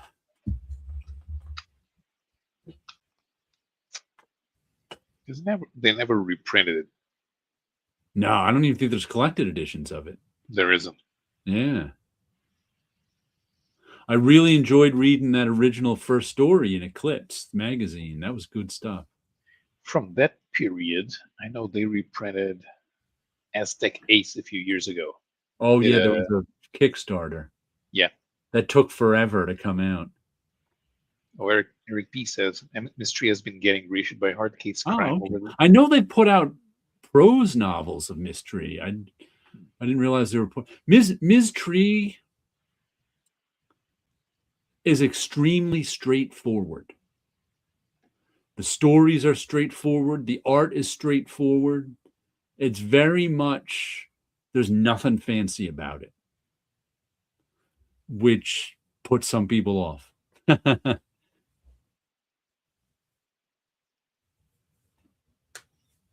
It's an imprint of Titan Comics, so it's in the UK. I guess they did Mike Hammer as well. Oh yeah, Hardcase Comics has been putting out pulp novels for years now, with great covers on them. Matter of fact, there's some authors who have been like, you can reprint my stuff as long as you put one of those cool covers on it. I was just reading a story about that. I forget who the author was. He was like a famous author who wrote like pulp novels under another name and that have never been reprinted. And he saw like Hardcase Crime wanted to reprint them. And he was like, you can reprint them as long as I get those cool covers on them. Because Hardcase Crime is really nice covers. Classic sort of pulp femme fatale covers. Top 13 wish list. The ridiculous cost. Okay. Marvel Comics #1. Artcase started as publishing paperbacks and then moved into comics. Yeah. They only moved into comics recently. I mean, they've been doing like paperbacks for 20 years or something. Because I bought a couple of their, I forget which, I bought a couple of their comics. I can't even remember which ones they are now. But they're sort of pulp, they fall along the lines of. Do they do Gun Honey, or is that someone else? Yes. Yeah. Okay. So there are 6 collections of mystery from Hardcase. Oh, okay. The last one came out in 2024. There was none last year. So there are some collections. Nice. Yeah, but I don't know how far this goes. Because Max Collins his novels have been published by Hardcase Crime. He's even done some Ms. Tree novels for Hardcase Crime.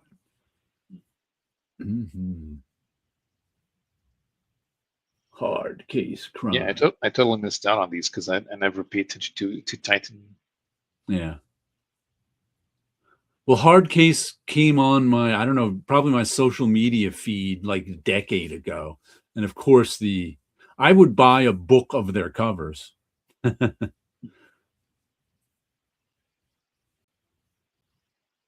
Speaking of crime, another comic this week finished up. David and Maria Lapham's Good as Dead. This is this one about this small town sheriff who was poisoned and dying this whole series, and he finally dies in this issue. Let me show you the death scene. I like this death scene. He's dying in bed. He's got lots of angels around him and a bright light. But we wrap up the story. It's the story of this is why I'm not a huge fan of these square bound even comics, as they don't open up as flat as I'd like. But it's this small town that's been kind of run by this one family who owns a bridge, and they're building a second bridge. And in issue 1, the second bridge got blown up, and the sheriff was trying to figure out who blew up the bridge. He thought it was the family, but then it turns out there's some shady things going on with the government and a corporation who are using this town to sort of run some experiments and things without anybody noticing. So it's been a fun read. David Lapham crime stuff is just a lot of fun, and this was no exception. So it'll probably be coming out in trade really soon. Pick it up.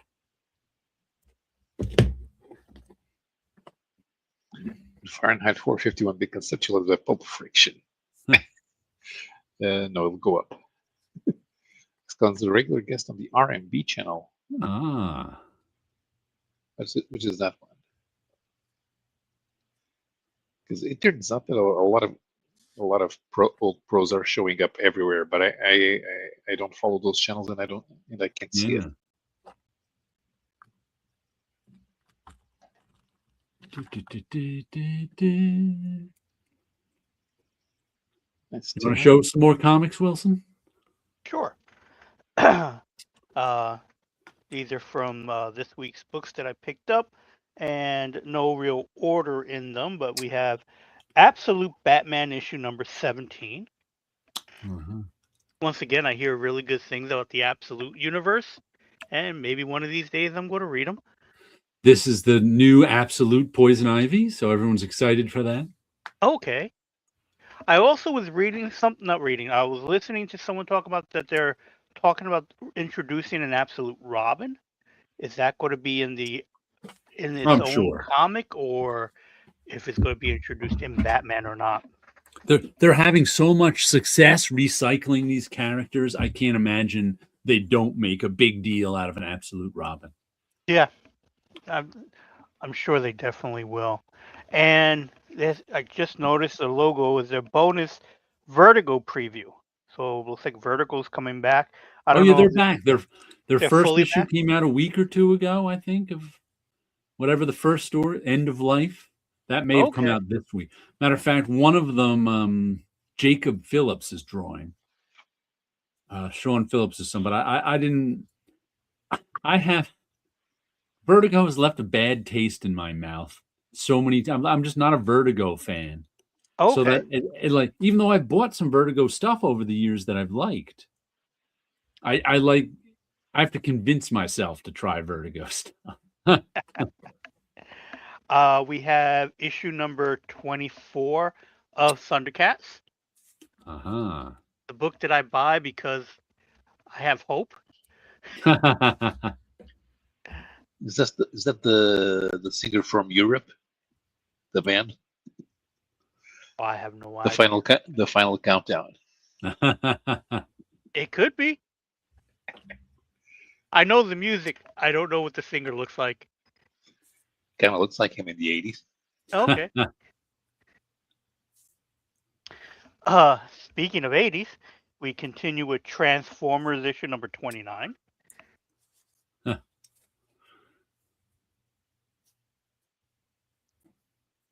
No. And we have, which this was a weird thing because last week I had, oh, okay, never mind. What I thought was happening wasn't. This is the thing when you have matching trade dresses. So Yeah. we have Godzilla, Starship Godzilla, issue number 5. This came out last week, and then for this week is Godzilla Dead Zone, but it's issue 6. So for a half a second, I thought it was actually Starship Godzilla came out last week, issue 5, and then this week, issue number 6. I thought it was a weird scheduling thing, but it's not. It's just that they're using very similar logos. And there are so many Godzilla books. And there's so many Godzilla books, 5 and 6, and even the corner box art is basically the same image. So it was a little. I was actually thrown off by it. But as we continue, that this story is that they took Mecha Godzilla and has gone off into space, and they've been reintroducing some of the classic Toho Godzilla aliens, and so there was a set of aliens that were apes. It came out around the same time Planet of the Apes, so it was real easy for them to have like ape costumes at that time period. And then Godzilla escaped the dead zone. Fortunately, I don't recall the name, the story itself. It's just that it's a wasteland, and there's a character who's kind of embodies Godzilla, who's been traveling and bringing kids with him. But unfortunately, other than that, I don't recall the rest of the story. And I haven't been reading them, but they did introduce some giant monsters, but they were like the humans were the giants. And then the monsters are kind of like human size. It was really weird. But unfortunately, I need to read more of those. But these are the Godzilla books. And what else do we have here? We have G.I. Joe issue 19. And it looks like Duke has found out that Hound has been hiding among them. Duke is really against the Transformers. He follows the stories from the covers. Basically, I do pop in from time to time, and I've been catching up with the Transformers going on in G.I. Joe more so in their own book. There you go. And then last but not least, we have Amazing Spider-Man issue number 22. And looks like the introduction of another costume because, they got to make more toys. Isn't that Warlock? It looks like Warlock, but I saw that cover and I wondered if it was or not. I don't think it is. I was like, is Warlock possessing Spidey, or is this? No, I know Spidey's in space. Oh, okay. And he may be using the symbiote in space, but I am not too sure because he is hanging out with the Guardians. So, as far as I could tell, that's not Warlock. Okay. Maybe.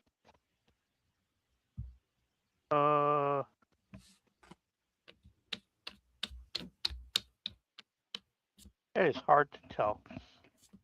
Because even the Peter that they're using is blonde.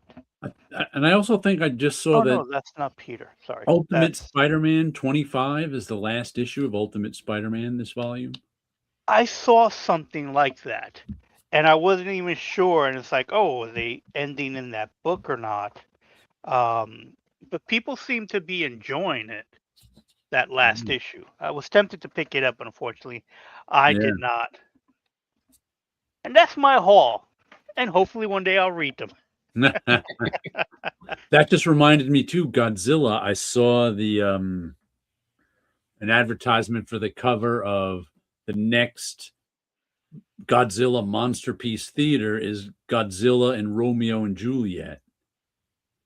I forget who's doing it, but it had a Tom Scioli cover. And then there's a backup story that Tom Scioli's doing, Godzilla and Robin Hood. Right. So I wonder if they'll mesh them together at the end. So you can get your Maybe. Godzilla and Romeo and Juliet story too. Yep.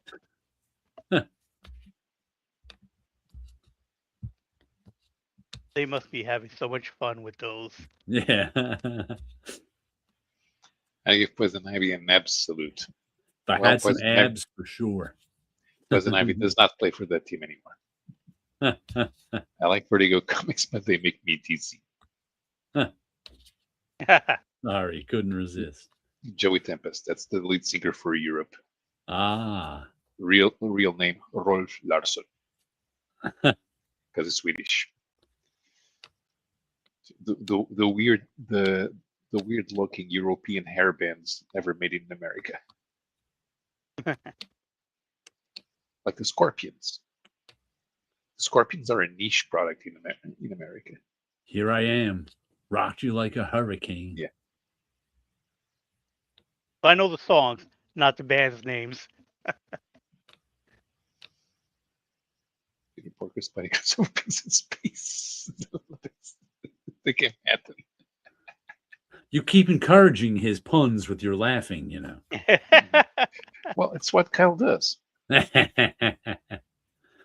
If we ever only get him puns, and they were Scott also Connor on the same show, we'll all die from punning. It's a station. I Of like course it. It's not only punning, but it's also crossovers too. Wilson's a It's a stage- sucker for a crossover. I am. I love this crossover. Well, of course, it's a stage name. Nobody's called Joey Tempest or John Wayne or Kirk Joey Douglas. Jojo Shalaboo. Or Frank Quitely.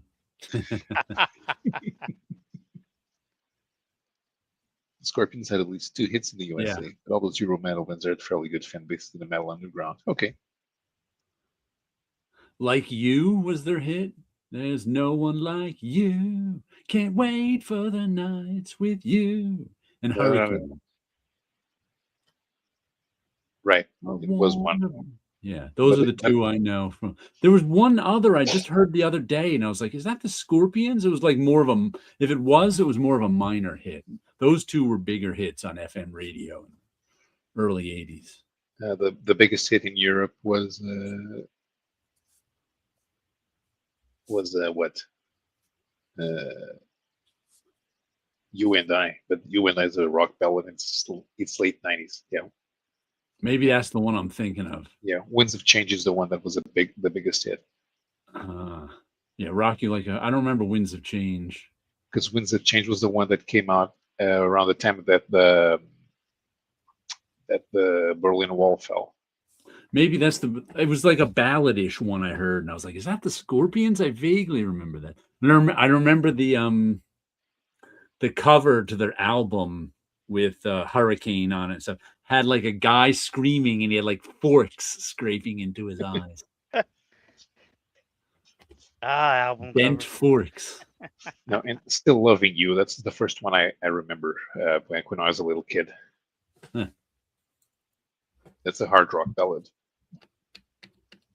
But the Scorpions were very regular visitors in the Portuguese rock music festival scene during the 90s and early 2000s. I remember there was a time they announced their retirement, but they would only come to Portugal. because they always had a good crowd here. But then they unretired and went everywhere. We have a Portuguese band.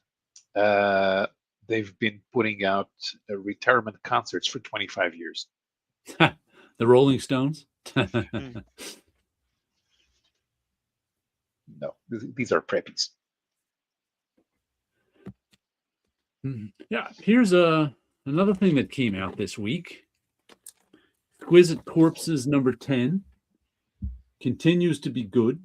This is one that has had lots of crossover success.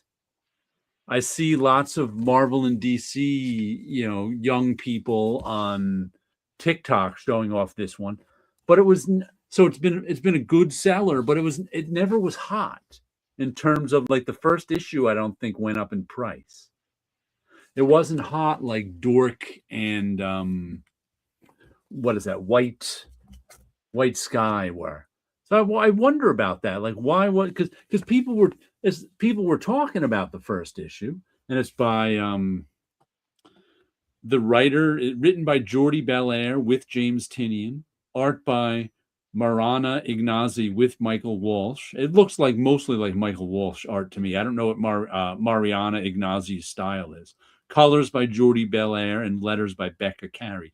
This might be the first thing I remember Jordi Belair writing, but it's like a battle royale between assassins who are, these ruling families took over a small town, which they do every 5 years, and they all have assassins, and then the assassins have a royal rumble to see who lives through it and which family gets to rule. So it's, but I wonder why like the first issue of this didn't jump up in price or anything, or I didn't notice that it did. Everybody seemed to have as many. Maybe they just had a big print run. Maybe it was everybody was expecting it to be a success, and so they had a big print run. Exquisite Corpses looks like a name that is attractive, so you should want to read it. Yeah. Sometimes people ignore the potential of a good sounding name. I don't know what it's about, but I want to read it. Yeah, good sounding name helps. Yeah. I need to start adding a label to Steve Circuit. No. Here's the thing. We will take your sarcasm seriously and your seriousness sarcastically. And we'll take your "this is sarcasm" sarcastically. What do we do then? Yes.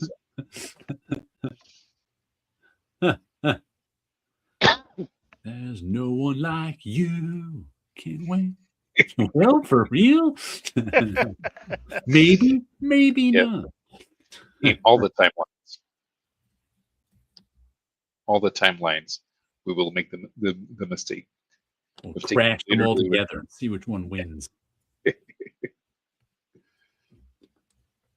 We'll have a contest with all the parallel Captain Affinities, seeing who can be the most sarcastic.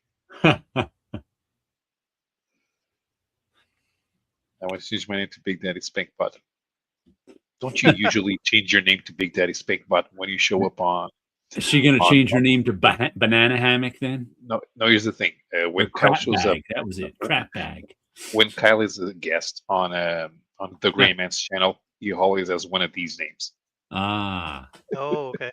I was referencing a classic Friends gag of their last season when Phoebe thought it was amusing to change her name to Banana Hammock.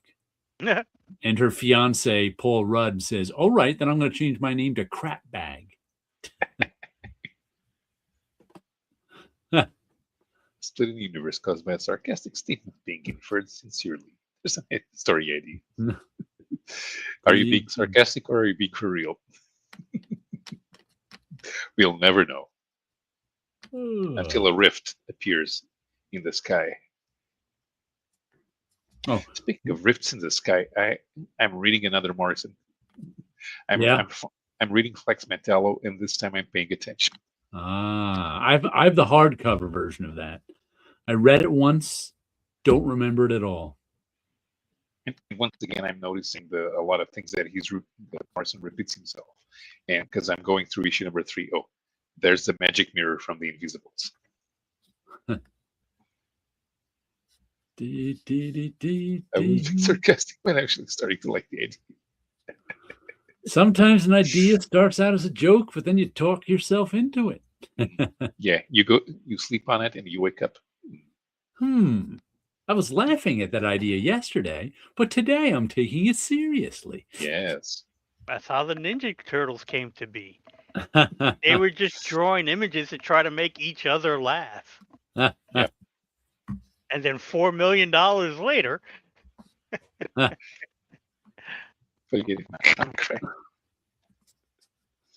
There's no one like you. But he does. But Morrison was at that stage where he was obsessed with the concept of the comic reaching into reality. So we see a lot of those plans where that was one that was caught in legal limbo for a while too. Yeah, right? the design is too close to Charles Atlas. Yeah.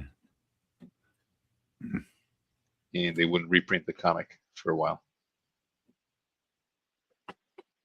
It's Godzilla, the pet of Galactus. I don't think he'd be a pet. He'd fight Galactus. he would definitely fight him. They could, even in that joke issue that had the what if Black Bolt was a rock star. I don't think they could use that. I don't think they could use Godzilla for that one. That was well, that just reminded me of Earth X. Did you read Earth X, Paolo? Yep. Mm-hmm. I liked all the weird meta concepts in it. Like one of them, I think, was Galactus was actually saving the universe because the planets he were destroying were birthing, like had celestials at the center of the planet being born. And the celestials were actually just the ones destroying the universe. So Galactus would find out which planets had celestials being birthed in them, and he would go to the planet and destroy the planet. So that was Galactus's point in that universe. Mm-hmm. Like, it had a lot of crazy ideas like that. Well, it's kind of based on the original idea for the Last Galactus story, which Bird never finished. Oh, I hated the Galactus story. I hated it not because of its content, but because it was ruining Epic Magazine. Okay. I did not want mainstream Marvel Universe in Epic Magazine. I liked Epic Magazine to be what it was, which was, sci-fi stories or whatever. That had nothing to do with the Marvel Universe. But that was a sci-fi story. It was, but it was a mainstream Marvel. Like I said, I don't even remember the story. I just remember resenting it a lot. I don't because to me it was like, that it wasn't finished. What was that? I resented it because it wasn't finished. Everybody else, who's every other Marvel fan loves it because they weren't Epic fans, they were Marvel fans. So seeing like that in Epic, they were like, yay! I was like, boo, boo. So I was out there by myself, the only one against it. Like the only thing that like mainstream Marvel fans remember from Epic Illustrated is the Last Galactic story. It's the first thing anyone mentions, and I'm just like, I'm so out on my limb by myself because I hate that.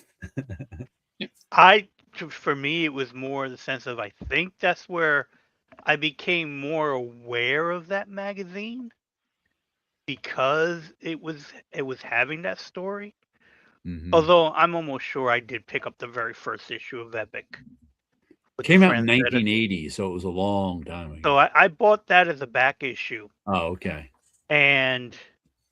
But I may have gotten it because, it was the adult version of a Marvel comic, right, type of thing.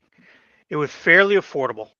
Mm-hmm. Those magazines were pretty easy to get, and I did get excited with the Galactus story being Right. in it. But other than that, I never really like looked into the creation of the magazine, the story behind the magazine, and why did they eventually end up putting a Galactus story in there. And I'm wondering if it was just one of those things that it wasn't selling. Yeah, I assume that's why. Yeah. I mean, I don't know, but I You'll assume remember that. Yeah. that Epic put out the Silver Surfer by Mobius, and that Havoc and Wolverine miniseries, so they Right. could have, and the Electra assassin was created to generate buzz for Epic because Right. nobody was paying attention. I remember picking up was it Blood? I think it was Oh, called yeah. Blood and Tail, and I That was pretty enjoyed good. that. So I remember enjoying that. The Havoc and Wolverine was interesting. But that was because it all was for the Epic painted and all that. imprint, though, not the Yeah, magazine. that wasn't the Yeah. magazine. That was the imprint. The magazine did have some interesting things, and I love Epic. I haven't read it since the 80s, but I love it. I Yeah. still have my issue. I have to reread that now, Yeah. too. But And I Madam- really like those. It was one of my favorite things from Marvel. Blast of the Dragons, Metamorphosis Odyssey, Some nice P. Craig Russell stuff. Yeah. Pepe Moreno. Yeah. Abraxas and the Earthman. Finally have the explanation for the trigger of the split universe. This is your fault. Effects showing up all over the MCU. So okay.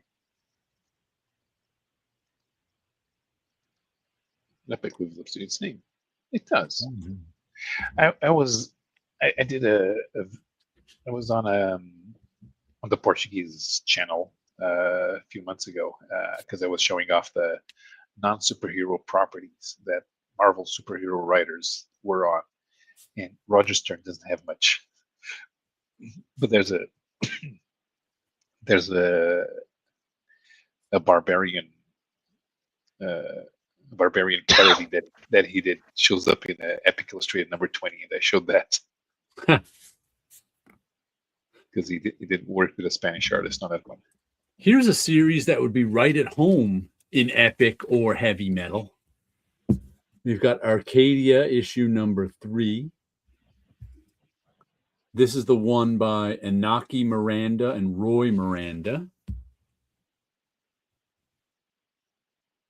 whoever they might be. The art is terrific. Let me see if I can get you a good page. That one's pretty boring. That one's a little more fun. And this is the one that takes place years after humans have been wiped out. And there are these artificial creatures, these artificial humans who don't really know what they are and are trying to figure out who they are. And there's also these, I don't know if these are zombie humans or zombie artificial creatures that they're trying to stay away from. They're mostly in the big cities because they like the warmth of the pavement. So it's sort of a coming of age story of self-discovery of these two artificial creatures. And it's really enjoyable. Like I said, there's the third issue. They said this is going to be the longest series so far by Ignition Press, and they've got it planned out for 12 issues so far. It might go more, but so far they got 12 issues. But I'm really enjoying this one. They got nice cover too. Yeah, I usually don't like those pinks. Yeah, they did a good job with it, though. You know, I don't have prejudice against any colors as long as they pull it off. Okay. All right. All right. Good night, Catch Kyle. you Thanks next for stopping time. by. Take care. Comic Rack. On again. Comic Rack this evening year. Comic Rack. Nice he's available. I think he's working on a new movie. Aha. And he works in the technical part. Oh, by the way, another weird thing about Johnny the Homicidal Alien, this just struck me as I was saying that, is that his name is Johnny, but they call him Knee. Nny. That's what he says to call him. I'm like, what? So they call him knee. Propane heater going. Oh man. Breathe deeply. Well, the weather must not be very good in Manitoba right now. Yeah. They keep sending that Canadian weather down to us here in New York. So Not liking it. Not at all. we might have another nor'easter blowing through Yeah. on Sunday. We'll have to see. That was another reason was like, well, I could go out on the weekend to get my books. And it's like, I could tolerate the weather right now. Maybe I'll just go out now. Being from Southern Europe, I will never understand why anybody would want to live in Canada.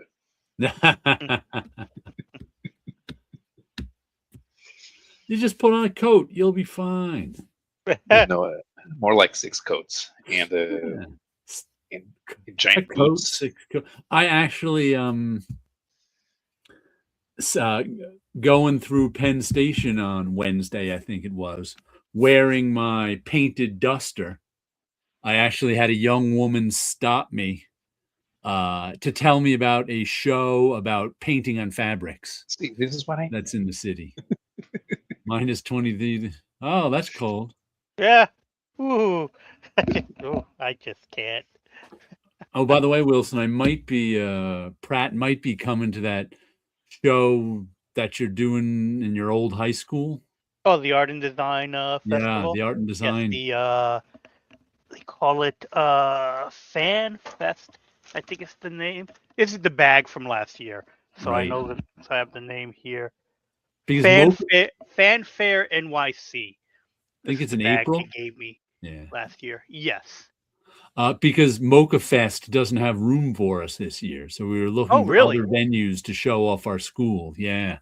Oh, okay. So someone suggested that, and they're looking into it. So Oh, okay. might be going to that one. Very nice. It's good. No sarcasm, Southern Hemisphere. See that he had to tell us that, otherwise we might thought he was joking. Uh-huh.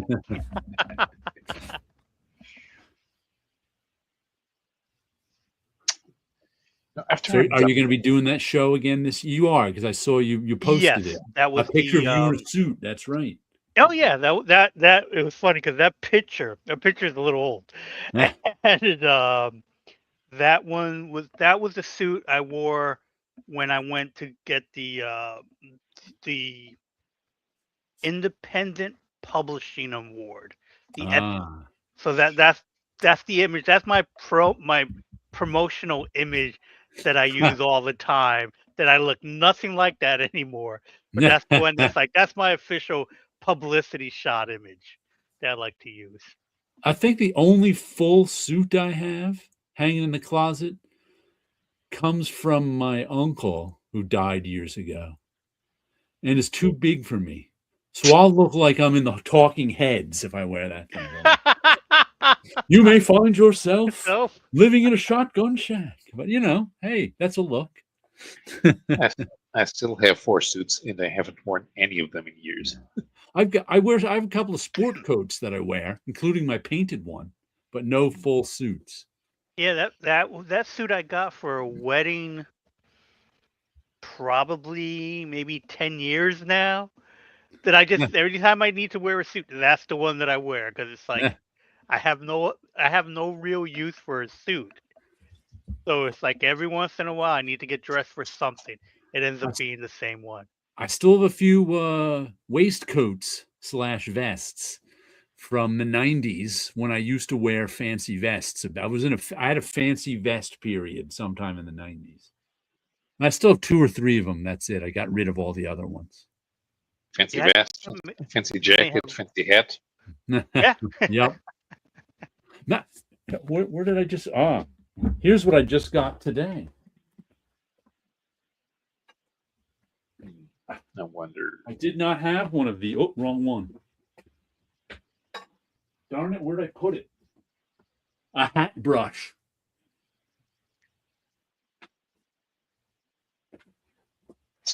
Here it is. because I noticed in my selfie in the store, I had some dust on my hat. I was like, "Ooh, Sherlock Holmes would think my wife doesn't love me." We just lost As four if I have four a wife. viewers. We just lost 4 viewers while you were looking for the hat. That's the line, huh? Is hats? Quick, get your painted jacket back out. We'll gain more. This goblin is the only hippie artist with 13 suites. Well, looks like treasure hunting as well. But that's a line from a Sherlock Holmes story where he once again showing off his powers of observation. And someone brought him a lost hat. So he was going over what the man who owned the lost hat must be like. And one of those things he said is his wife clearly doesn't love him anymore. And Watson went, "How can you tell his wife doesn't love him anymore from his hat?" And he's like, "I clearly count 1, 2, 3 wax candle stains. If a wife were to for a wife to let her husband go out with a hat in this state, she clearly no longer loves him." Sherlock Holmes, my favorite superhero. There you go. Yes. There's a young Sherlock Holmes series coming to Prime, I think it is. I forget who stars in it. Why do they insist on having origin stories for these characters? He's in college. He's not a kid, though, so he's not. No, but it's super the young. origin. So, of course, he must go to school with Moriarty. Because they gotta be best friends. Right. Of course. When the Yeah. obvious Sherlock in space is sitting right there, who's doing it? Mhm. The only reason I have 87 suites is every time I need one farther than I was the last suit. Batter.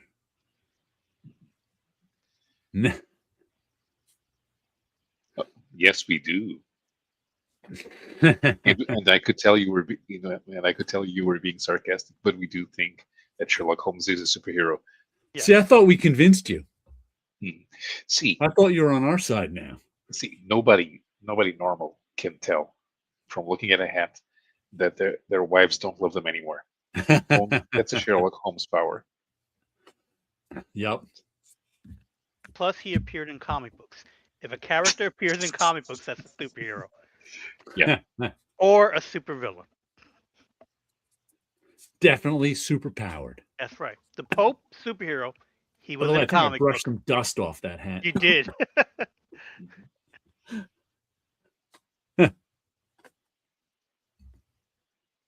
You get a comic book, you're a superhero. Mhm. One last comic book I got this week. Only 5 comic books on my poll list. I think next week, this upcoming week, there's like 10. After some slow weeks of 5 and 6 comics, and two first issue.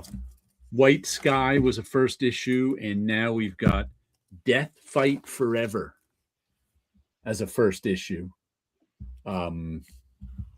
I think someone said it's the guy. One of the guys does Headlopper on this. Who's our complete creative team? Writer creator is Andrew McLean. Artist chapters 1 and 2 is Alexis Zirit. Sam McKenzie, artist chapter 4. Erwin Papa, chapter 5. Al Gofa, artist chapter 3. They must all be drawn in a similar style because I wasn't even noticing the art changing that much. It's got sort of this super bright, crude drawing style. Too much orange.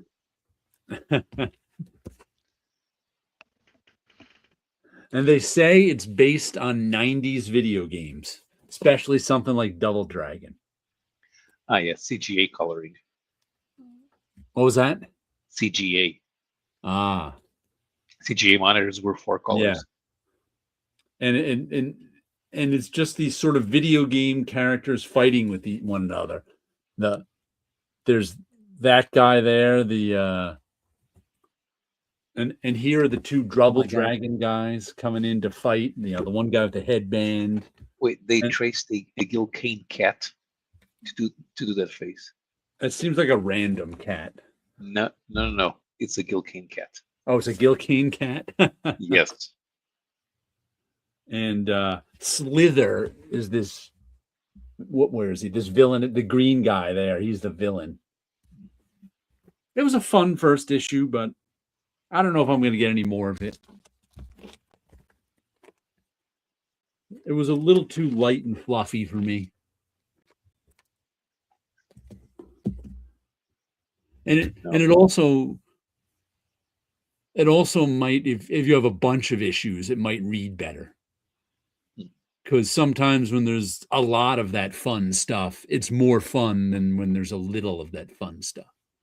More blue is bluer than less blue. One of my favorite Clement Greenberg sayings when talking about stained color field painting.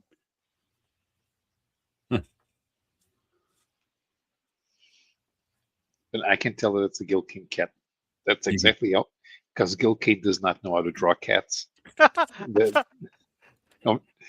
that's how he draws a cat's head or a tiger's head. We'll show it again. See, that's Shere Khan from Gilcane's adaptation of the Jungle Book. Well, the worst thing I ever saw Gilcane draw was a helicopter. Ooh. What was that in? I can't remember. I think I showed it off on the show even a few years ago. And it was one of those horrible looking like Sikorsky helicopters from the 60s too. They're like big cylinder. I mean, they don't look good to begin with.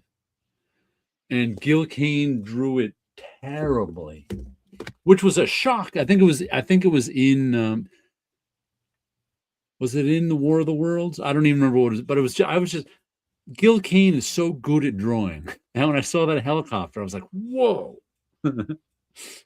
How did he manage to draw this so poorly? Captain Felix is about to be a comic, but he's no superhero. He's a sarcastic line in a bowler. Maybe sarcasm is his superpower. See, you're already the superhero of the 90s. To risk another 5 people leaving, I think I want a pork pie hat. I think I might get one. Now stick with the trilby. Might get one of those. I don't have one of those either.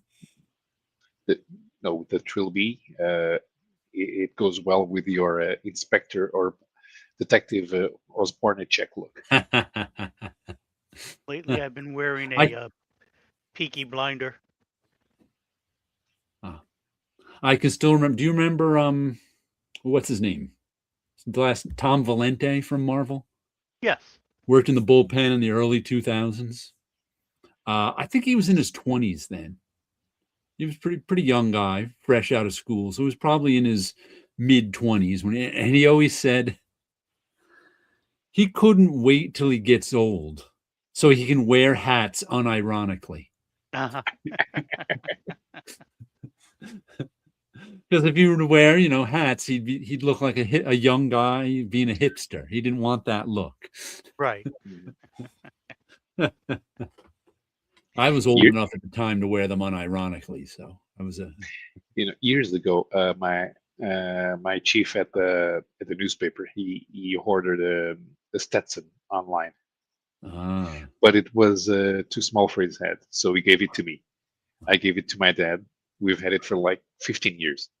My dad finally took it out to wear it to the street. Stetson. I haven't worn it in ages.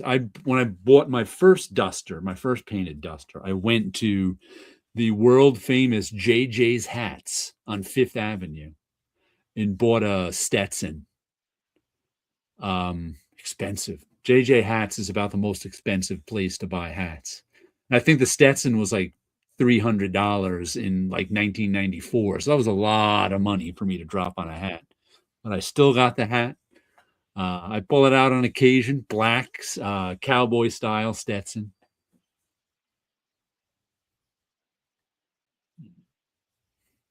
one of the assassin villains is a chilty, but he wears it ironically. Does your friend wear a hat? I don't know. now? He moved to California sometime in the late aughts.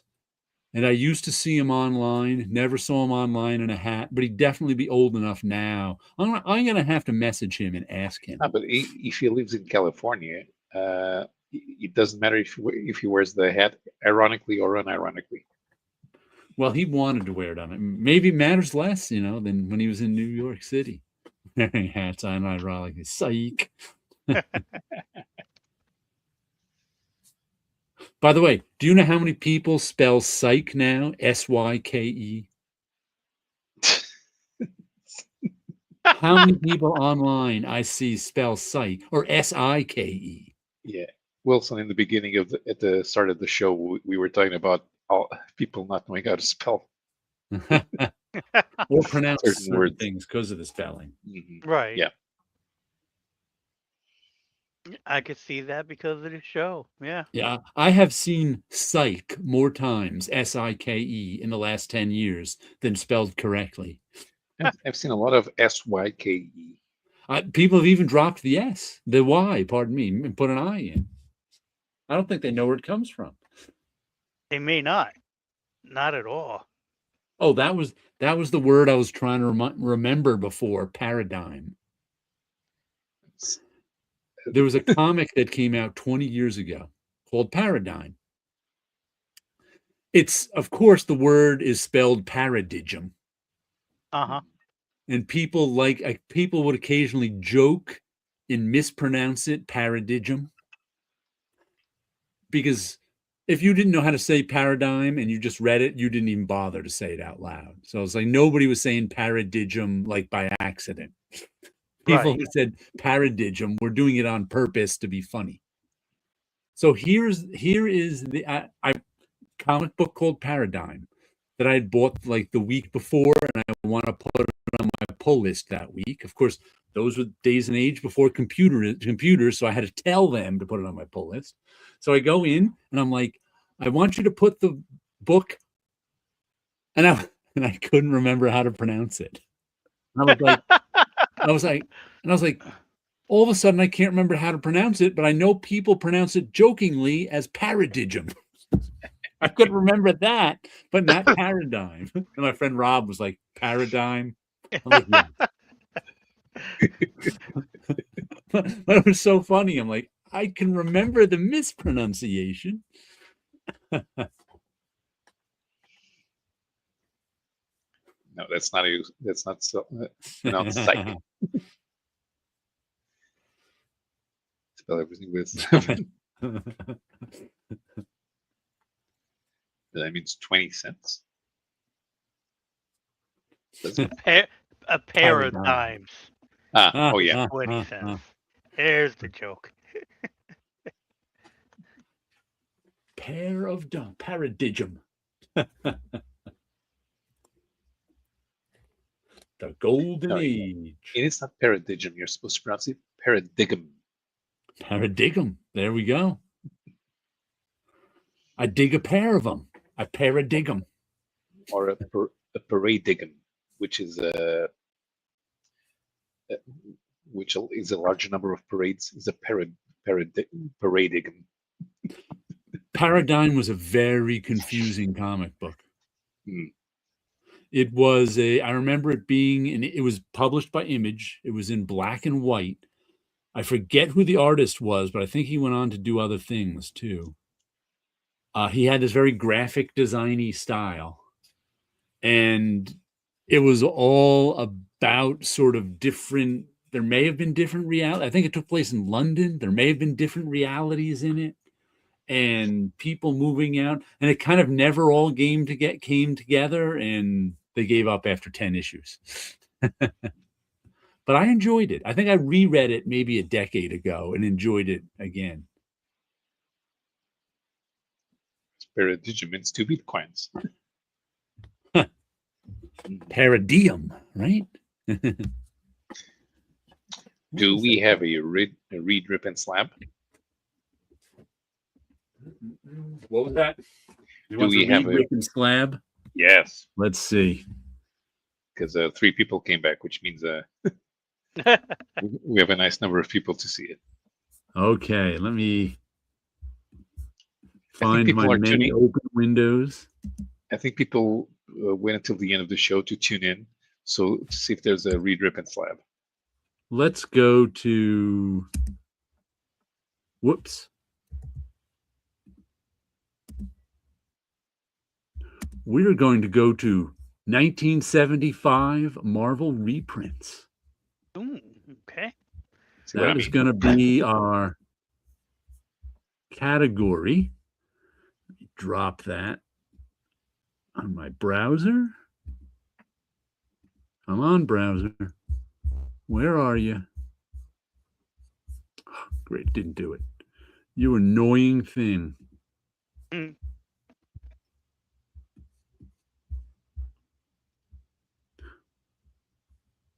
Right there. Right there.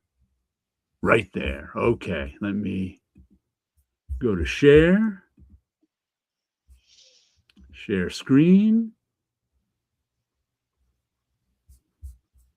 Share screen. Chrome tab. Why are you using Chrome? Because the video works best in it. We have got Marvel Double Feature 11, Gil Kane, Marvel Spectacular 16, Kirby and Coletta, Marvel Tales 60, John Romita. Let's see, is that showing? There we go. All reprints from Marvel in 1975. May. All good covers. All that- definitely good covers, and what's amazing, I did not discover this until years later, years after collecting, years after thinking I'm an expert in comics, how artwork was changed. Oh, Because yeah. that Marvel Tales cover is not the cover that Amazing Spider-Man uses. In Amazing Spider-Man, that's Peter Parker being thrown out the window. Ah. And then Sometimes they change them more than others.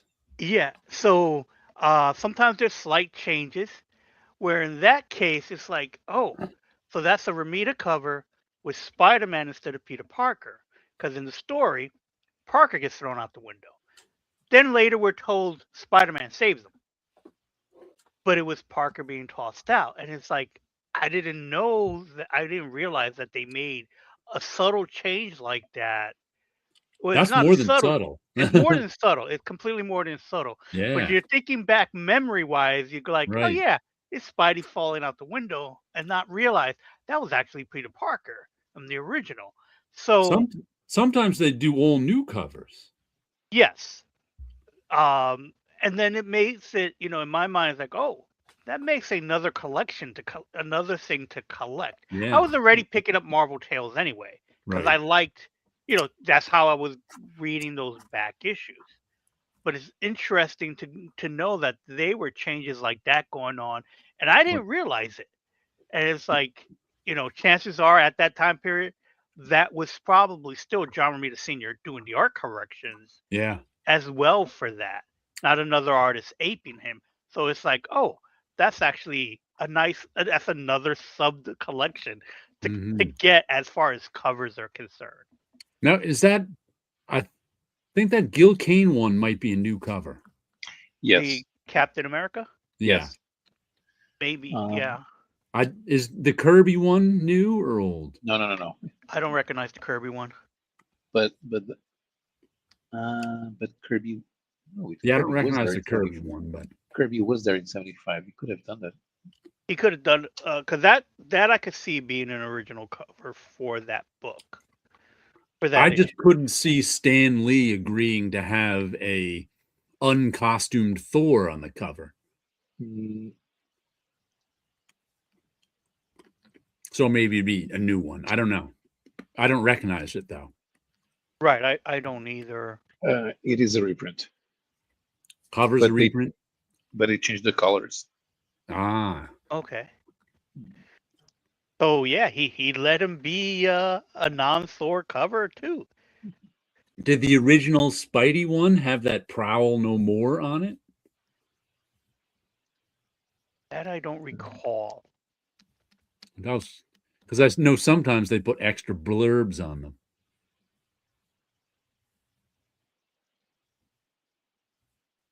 Yeah, it does.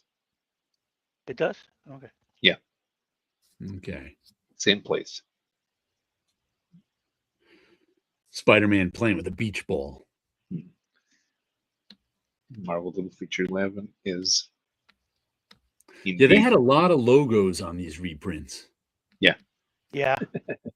That Marvel double feature. Woo, got a lot of logos. Ted Gallen says, read Spider, Rip, Cap, Slap, Thor. Rip Cap. Aha. Very nice.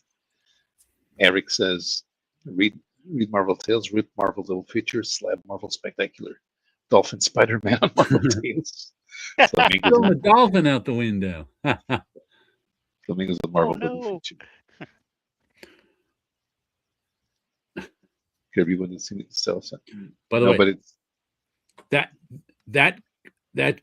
Gil Kane Captain America may win the prize for widest stance ever on a cover. Yeah. Maybe. I mean, Thor's got a pretty wide stance, but it's nothing compared to Cap there. now I get why they wanted to put Cap on the cover, but that issue of Tons of Suspense is an Iron Man cover. It was at the period where they had 1 month one character, the other month the other character. I'm going to read Marvel Spectacular, Rip Marvel Tales, and Slab Marvel Double Feature. But I'm going to Dolphin the Prowler. And I'm going to put the Flamingos on Mjolnir. They're trying to lift it, but they can't. Bet you can't lift this. Bet I can.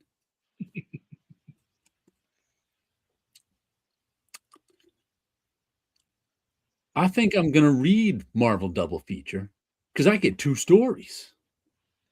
Right. But I'm going to read Spectacular because I want to read a story where Thor is wearing normal clothes. Yeah, because it's like that's not Don Blake. That's Thor in a That's t-shirt Thor. and That's jeans. Sigurd Jarlson.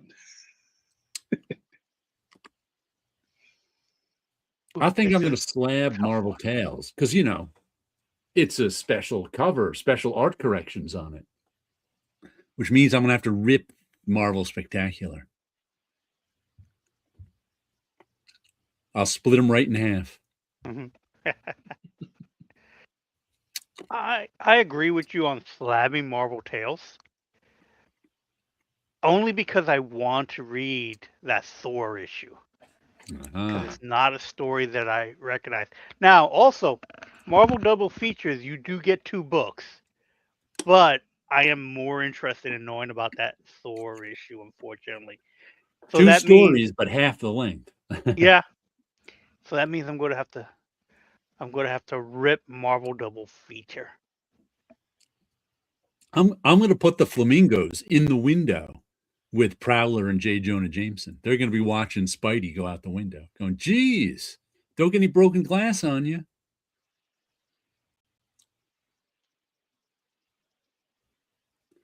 And I'm going to Dolphin Cap. We'll have a dolphin with a shield. I think I want a dolphin Thor himself, because I think a dolphin should be wearing that T-shirt also. T-shirt and jeans. We can put that T-shirt and jeans for the dolphin. Yeah, cut the whole outfit. Yep. And my dolphin will just have the shield. No clothes. No clothes at all. And but we'll put the dolphin in the mask on the wanted poster too. So it'll be the dolphin in front of the dolphin in a mask. There you go. That would work well. I think I'm going to have the dolphins I'm sorry, not the dolphin. The dolphin, I'm replacing Thor, but the flamingos. I think I want to put the flamingos with Cap out in the Probably street, in the alleyway, ducking bullets. ducking bullets. They go, they shooting at you? I don't think they're shooting at you. They shooting at me? No. Geez, where's all this gunfire coming from? We should get out of here. There's no obvious place for the flamingos on any of these covers. I think the window is the The only wi- obvious place. Window is like the only obvious. Other than that, I think the alleyway, maybe on the fire Yeah. escape, and they're witnessing someone destroying Captain America. He's not even using that shield red because the bullets are going through. He's got his leg sticking out in front of the shield. That's kind of a silly way to stand. You want to get your whole body behind the shield. But he looks strong with his legs spread as wide apart as possible. I'm beginning to understand Graphic Man when he says he doesn't like Gil Kane.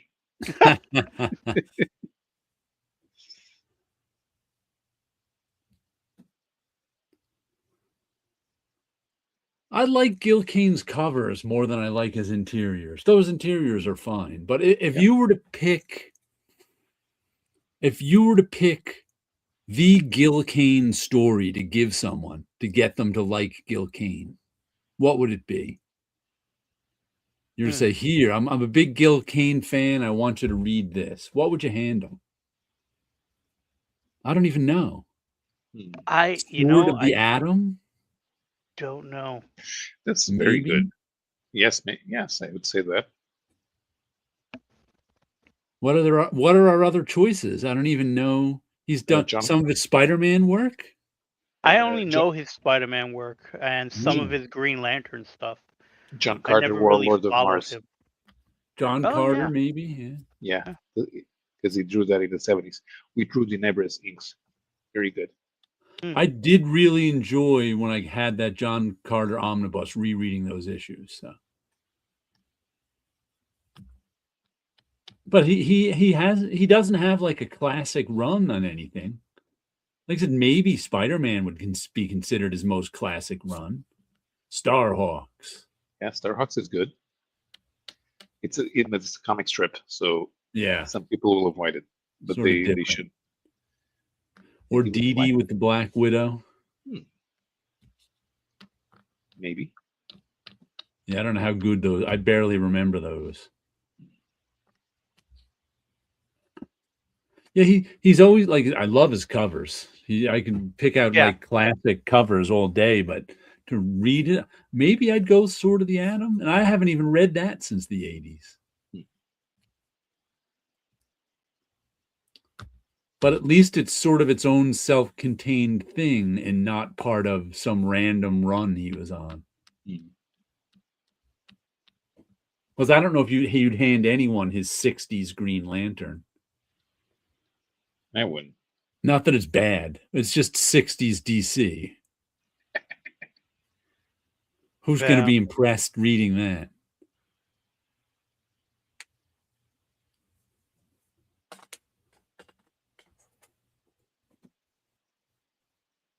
Let's see, what else did he... It would look like a woman. Oh, we should let Paolo get to bed soon. Yeah.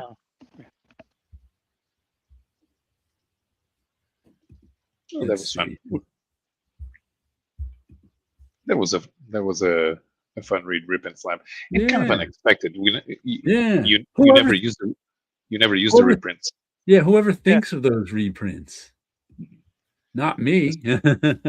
Especially because there are a few with original covers and they don't get talked about because and they're all good comics. They're all classic 60s Marvel in there too, even in with 70s type design and covers on some of them. Yeah, they're a lot of fun because it's like peeking back into a time that you're aware of. And like I said, I had gotten a newer appreciation to them because of finding out, that they had changes to the cover itself. Yeah, to me, it was like it was a no-brainer that, oh yeah, trade dress is going to be different. They used the balloon. I'm sorry, the corner box art was different, and it was Mhm. the circle instead of the square. So that type of stuff I knew was going to be Yeah. the same.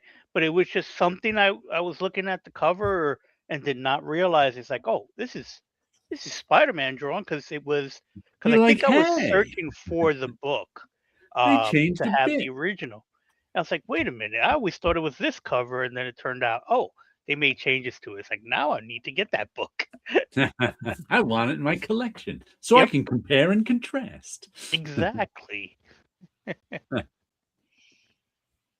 What? Really? That's I funny. don't know. I can't think. When I think of Daredevil, I think of Gene Colan. Yeah. I think of Wally Wood. I think of Frank Miller, of course. I don't think of Gil Kane at all. Bill And even Everett, on of course. and even on Spider-Man, I think of Will Kane on Marvel Team Up.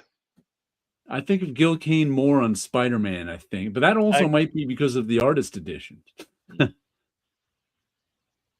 Yeah, I think because I think I've realized that a lot of my favorite Spider-Man covers, or some that I really enjoyed, was Gil Kane adjacent, or he might have did the pencils and Ramita Senior did the inks or something like Exactly. There that. was It's like so much of them switching between pencils and inks that I'm always ex- like, who did that one?